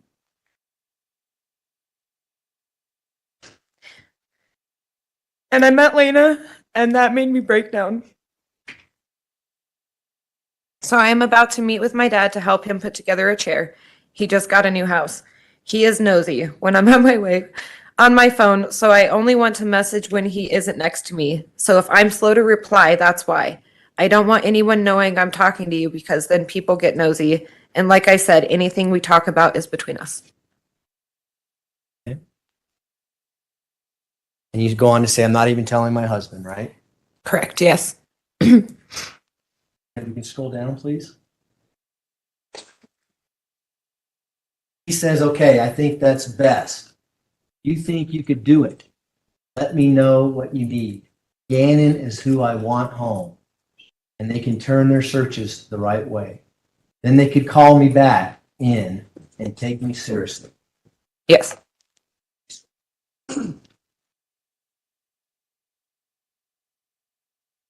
And how did you respond to that at 11:39? I'm going to see if my first post is still up from that night because that will prove that I was right by your house at that exact time and will help. And no, you don't need to give me anything. I just want to help get him home. Why did you say that? Just to keep her going. And I don't recall at this point, I might have already been in touch with law enforcement.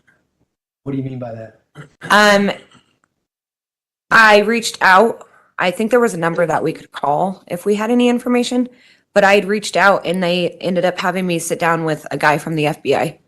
I think it happened around this time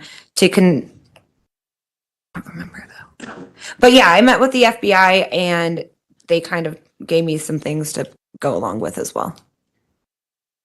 Do that during this conversation, or did you make a call and keep the conversation going?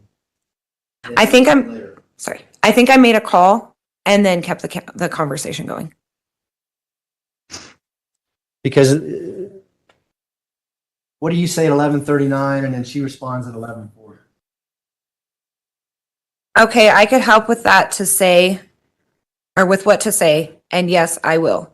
You guys need some help too. I'm desperate to find G. Well, it sounds like that you guys are having pretty constant conversation based on the timestamps on here, at least within a minute of each other. Yes. Was that accurate? Yes. And she says, I'm desperate to find G. And then how did you respond to that? You passed the polygraph, so why don't they start listening to you? I don't get it. They're dumb, and I know you passed it because they posted that you did. Probably know what I'm going to ask now. How did you know that she took a polygraph and passed it if she did in fact do that? Well, she had told me she was taking a polygraph, but it was posted online. And again, were these on these pages that were support the defendant type pages? Yes. We can scroll down, please. And how did she respond to your polygraph question? Well, I wanted this, and then when they call me back in, I will take that. Then they will listen. I will take a witness. I will take a witness too. So they say, let's call me back in, and then I think they will refocus on search and search differently. And then I will take results then. The police can keep you anonymous to the public.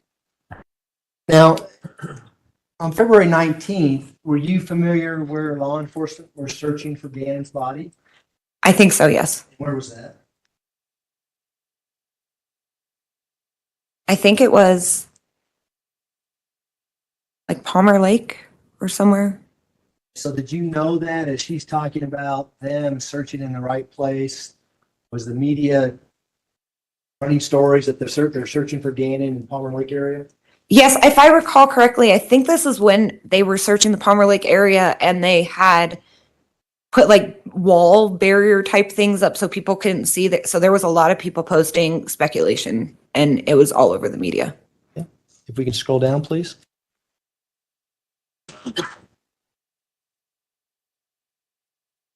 You say looking for my first post now, and then how does she respond? Okay, even if you could just call Albert and tell him first. He would keep you anonymous. Except to the police. Besides, it's for Gannon. I can't stop at anything to get them to refocus and find who that was. So what were you thinking she's asking you to do when she says, call Albert? She wanted me, in my opinion, she wanted me to call him and tell him that I Object to speculation again. Yeah, sustained. What were you thinking? Sorry. Okay? I don't want Sorry. to talk about what you thought she was thinking. Yeah. But what were you thinking when she says, I want you to call Albert? I was thinking I was supposed to call Albert and tell him that I saw a man leaving the house with a suitcase and Gannon in a blanket and give a description of a man. Okay. And do you know Albert Stauch to be the same person who's seated right over here? I do, yes. Front row? Yes. Had you met him during this process at, again, these events for Gannon? I think I met him once, but I definitely saw him a lot. Yeah. He was on the news as well? Yes. If we can go scroll down, please.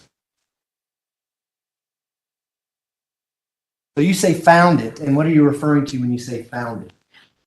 I found the first post I had made. Scroll down, please.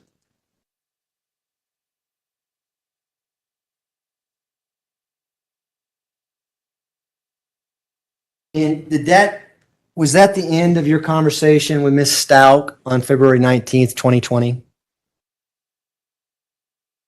That was the end of getting communication back. I had sent one more message on a different page at one point, but yes, that was it. And she didn't respond to that? No, she did not. And then, what do we see here on the second to last page of that exhibit, page 34? Is this a different phone or a different app that you're using to communicate with someone named Harley Hunt?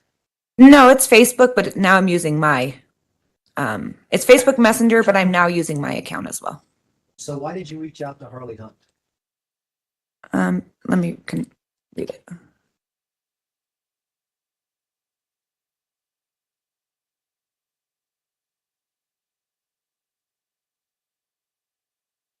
We can give this some context. Do you remember when you reached out to Harley Hunt based on what you said there? I think this is actually the night, on the 27th. This was the message that I sent. I got that response and that's when I got blocked. So you're reaching out to Harley Hunt, why? Trying to figure out where we should be searching. You also reach out to Ms. Stout about the same time frame. I did. Well, I wasn't sure what account she was using because she had contacted me previously on the Harley Hunt account. Okay. So I initially did that, but then yes, I also tried her account as well. And then the last page, if we can go to the last page of People's Exhibit 233. This is a text message with you and your husband, and I really want to just talk about, why did you tell your husband she wants me to lie and say I saw Gannon leave in a car with a man? Because that's what she wanted me to do.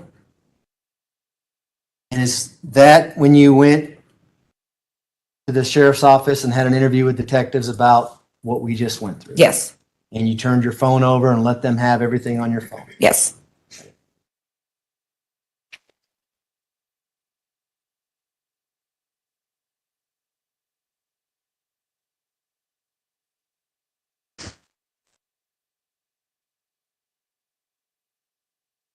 No more questions, Your Honor. Thanks. Cross-examination, Mr. Cook. I approach and receive, retrieve the exhibit. First? Yes. Yes.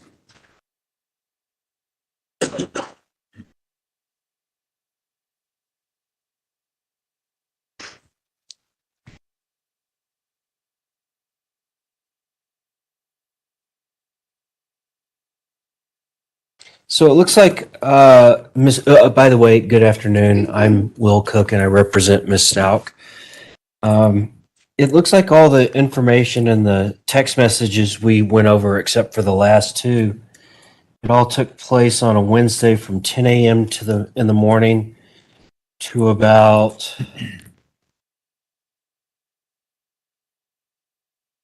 11:48.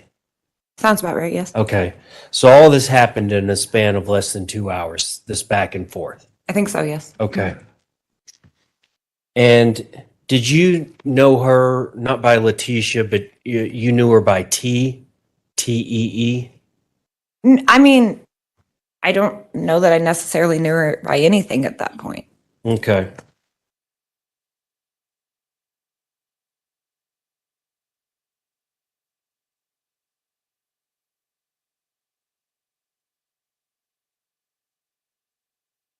And can I approach the witness again? You may. So, Ms. Mobley, it looks like all of the information, the text between you and Ms. Stauch you talked about, it looks like it has a specific person, Barbie girl, a green background. And then the last text you show between you and your husband, it's listed as my love. It's got the green background. One with Harley Hunt. It doesn't have that listed up there. Was this was in fact a Facebook community post that you put out? I think And Harley Hunt just happened to respond to the Bain community post, correct?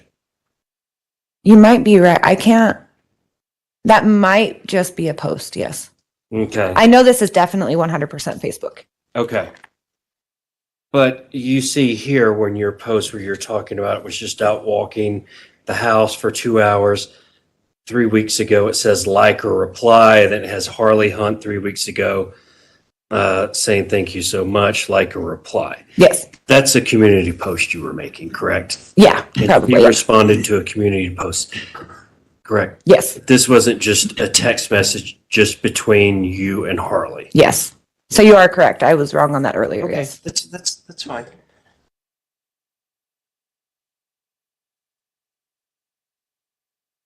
I think that's all I have, Your Honor. Redirect. No, thanks, Your Honor. Do any of the jurors have any questions for Ms. Mobley? No? All right. Thank you, ma'am. You may step down. Thank you. Just watch your step. Counsel approach, please.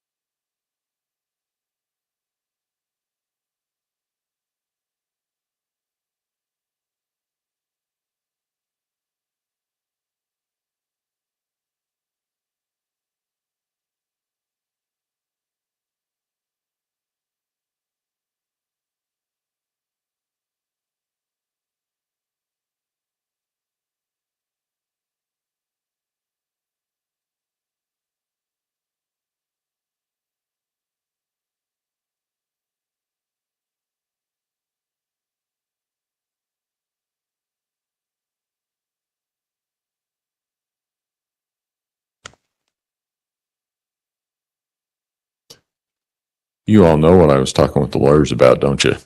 We're going to take a little bit of an early break and send you on your way for the weekend.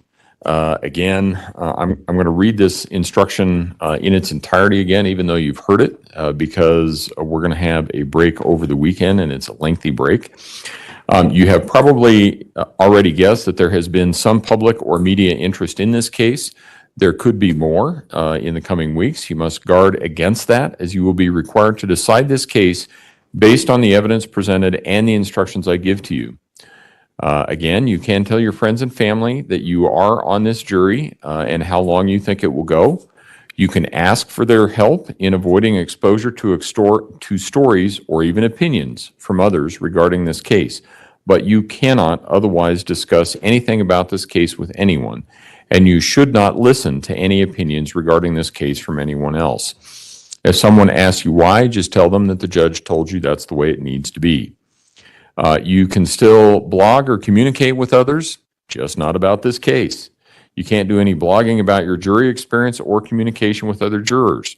You can still watch TV, you can still go on the internet, you can still patronize Amazon, but if anything regarding this case comes through your feed, change the channel, turn the page, do not give it any attention. You are not allowed to look at, read, consult, or use any material of any kind, including any newspapers, magazines, television, and radio broadcasts, dictionaries, medical, scientific, technical, religious, or law books or materials, or the internet in connection with your jury service. I want to emphasize that you must not seek or receive any information about this case from the internet, which includes all social networking, Google, Wikipedia blogs, and any other websites. You're not allowed to do any research of any kind about this case or this kind of case.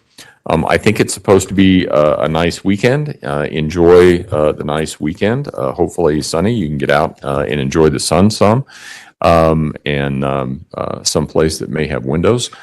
So in any event, we will see you where you need to be, where you normally are in the morning on Monday morning, and be in place so that we can call the case at 9 o'clock. All rise for the jury, please.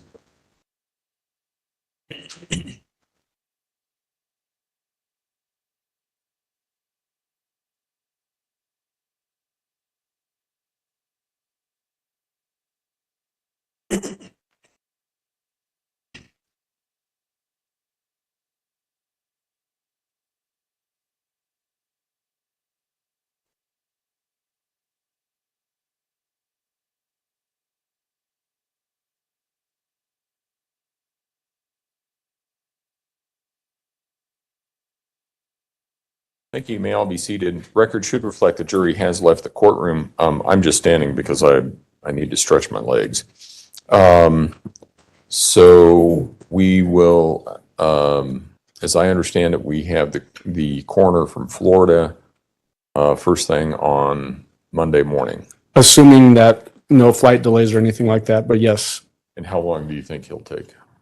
I would say it'll be fairly similar to, a little bit longer than Kelly Smith from this morning. A bunch of photos that we'll talk about and description of injuries. I would guess maybe hour of direct. Okay. All right. All right. And is there anything else that we address at this point in time? Well, let me have you think about this over the weekend. Back to juror question number 1. I have observed the defendant mouthing occasional words or physical gestures like agreeing or disagreeing. Do we ignore this behavior? I have 2 options for you. One is we do nothing and don't answer that question. Or number 2 is the only evidence that you may properly consider to decide the issues in this case comes from the witness stand. I would say something along those lines. I looked up and I know the case started with the B, the first one that the court cited that referenced Riggins. That seems to indicate observations with the defendant are something considering the direct confrontation clause. So my request would be to say nothing. Well, here's, I'm sorry. We would agree with that. Yeah, here's the concern that I have. The case law is not entirely crystal clear on this subject. Surprising. But the biggest concern that I have is a case called People versus Garcia, which I do not have a Pacific site. I have a Westlaw site.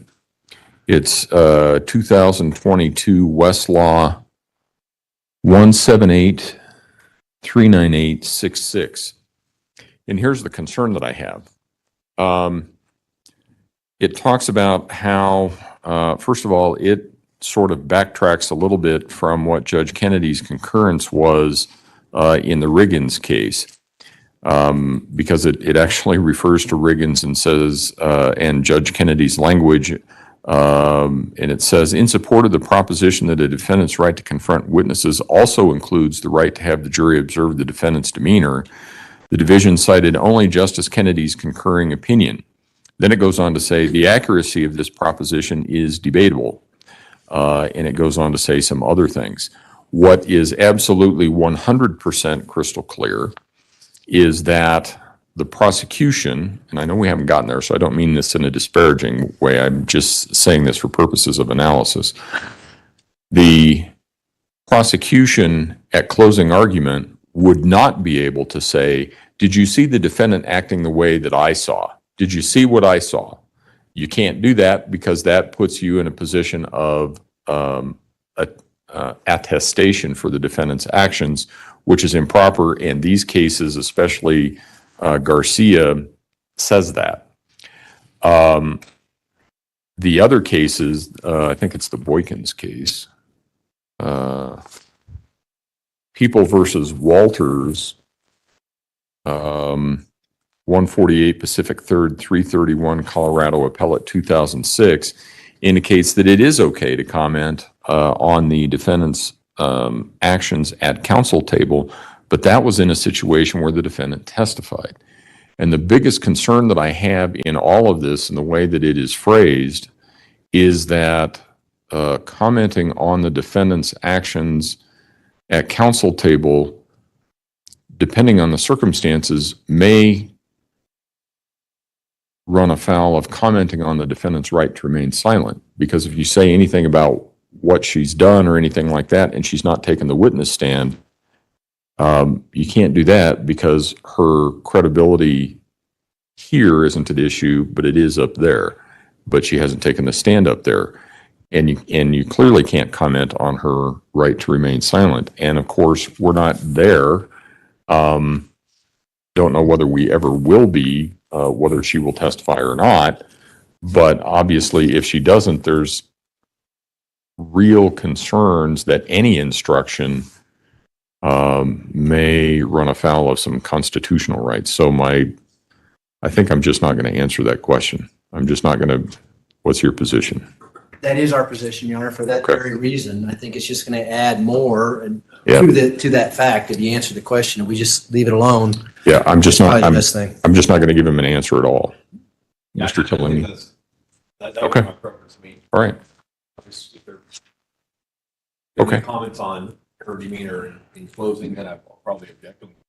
Right.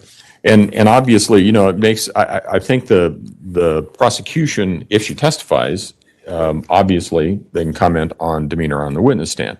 It's also proper for either side to comment on demeanor as contained in a videotape, which I'm sure we're going to see at some point in time.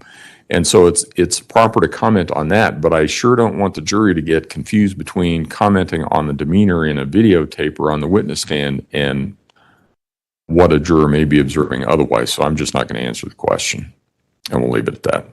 That's good. Thanks. Okay. All right. Thank you. Court will be in recess then. Thanks, guys.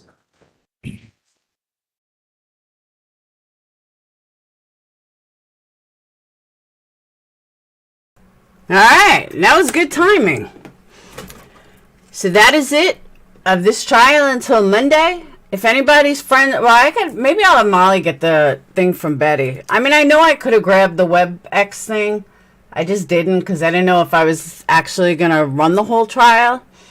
But since you guys love it so much, I guess I will. And that's it. So we got the tent. We got a 12-man tent. We got 2 things of gasoline or whatever. We got propane, small ones for the. We got a oven thingy that he gave me, a propane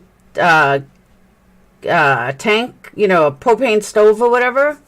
So we're all set to go camping. Now it's just a matter, I got to go buy an air bed because I am not sleeping on the floor. And see what the weather's going to be. So that's where I'm at. But we'll see what happens. I know, Crystal, I'm here for you, girl. I like feeling like Queen Bee. I can still work and get stuff done and leave the trial running. Camping is tomorrow.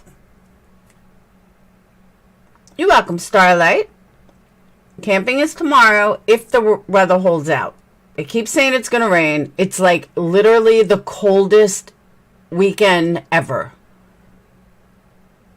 Ever. Next weekend's going to be in the 80s. Tomorrow's going to be like 60. So, but Dave wants to go. So I got to take a shower, go get some air beds. Gonna get a twin just for me. Some sleeping blankets, sleeping bags, because I think I only have 3. And there's 4 of us. And that's it. So we're gonna have fun though, right? Because camping is fun in the cold and rain. And I gotta get some balloons. I know, that's what I said. Gotta dress warm. But get some balloons. We'll do that in the morning to release. And get some clothes ready because it's cold. We'll see what happens. So again, it all depends on the weather. That's why I'm like holding out buying it. Well, I guess I can return an airbed if we don't go. But it says it's not going to rain over here, but it's supposed to rain where we're going. So I don't know. We'll see. But, all right, I'm going to head out. I know Molly's live over on Kick. I was going to say on Kick. I know. I just, honestly, I can't believe it's a year that he's gone.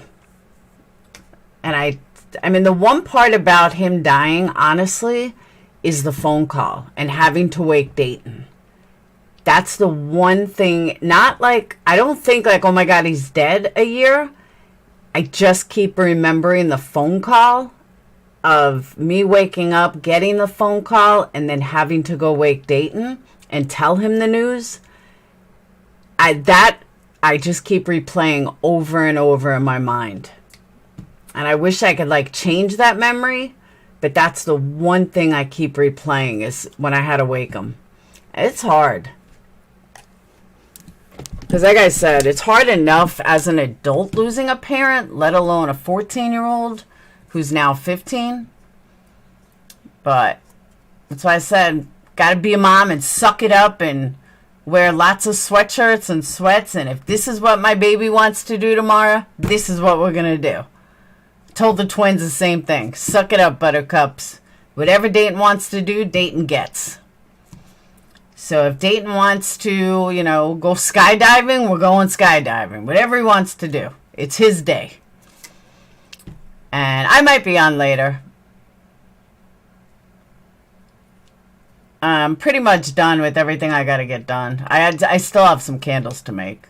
Oh, Hush Puppy, it was horrible. Horrible. I knew one day I was going to have to tell him that, but not that day. And if you weren't around last year, the weirdest part, though, was like Dayton asked me to stay home that day. And I was like, why do you want to stay home? He's like, I just do. Well, why? He's like, I don't know, Mom. I just want to stay home. Okay, stay home. And it was so weird that was the day I woke up and got a phone call that his dad died. And it is tomorrow. Right, Capone? The video's still up. I don't think I took the video down. The video's still up. Hardest video I ever had to make. But I don't know. I just keep replaying that in my mind. Yeah, we're not doing much for Easter. I mean, the kids are older now, and really everyone's on a diet, so nobody needs a basket except Sage. She's the only one not on a diet, but she doesn't even eat chocolate. So I really didn't do anything this year. I did lose it. But it was just so strange that Dayton wanted to stay home. And I just, it's weird though. Because what I keep seeing is Dayton crying. I don't know why. But that's the memory that I keep feeling, like waking him up and him hysterical crying. I don't know, Barbara, you might be right. Because it's funny too that you say that, and I never thought of that until just now. Is his dad had gotten arrested. It was around 8 o'clock that night. He was transferred to the hospital like 10:30. And then died around 1, allegedly. But Dayton asked me to stay home around 9 or 10. So it's kind of weird. It's weird that you said that, because I never thought of that before. But that's weird. Thanks, Hush Puppy. Just hope I stay warm. And figure out how to do the tent. Get some heat stuff tonight. Must feel terrible knowing that your words will rock your kid's world. Oh, it was horrible, Capone. That's not something you ever want to tell your kid. It's easy to tell your kid, like, grandpa's gone, or your grandma died, or, grandma's friend died. But to tell your 14-year-old that his dad is no longer with us, that was tough. That's not something I want to do ever again. And twins, maybe not so much. But yeah, it was horrible. Horrible. So, especially the way he died made it even worse. That's true, Hush Puppy. That's very true. But he's handled it really well. Better than I thought he was going to handle it. But I think his best friend's dad helps with that, though. Because his best friend's dad pretty much took him on as his own. So he calls him dad, and I think that's made a big difference. Yeah, first year. So, yeah, we were going to go for the whole weekend. Sage's ex-boyfriend is taking care of the dogs. And we were going to go for the whole weekend, but it's freaking raining. And it's really raining today. I know, Hush Puppy. And I debated even waking him. I was like, do I wake him? Do I not wake him? And then I'm like, I kind of feel like I have to wake him. Thank God I didn't have to get him from school. So, alright. I'll probably be on later tonight. I'll be over on Kick, though. Just to bullshit. And that's it. So, I will see you guys over on Kick tonight. And we'll have some fun, have some memories, have some blasts, play some music. I don't know. We'll figure it out. Something to keep me happy. Me and my sister had to tell my mom that my dad died of cancer. We were scared she would have... Aww. It's tough. It is. I remember my mom told me my dad passed. Alright, we can talk about this later, though, because I really got to get this stuff done before stores close. And I got to pop to a shower because I'm nasty. So, I will see you all tonight on Kick. Probably late. It's going to be late. It's not going to be early because I got to make sure I got everything done. I got candles I got to make. I missed UPS drop-off today, so I got to do that in the morning. And I will see you all tonight. Peace. And thank you, Hush Puppy, so much. That was awesome. Totally awesome. And I'll see you guys tonight over on Kick. I will add the Kick link to my description because Crystal reminded me it's not in there. So I will see you guys later. Peace.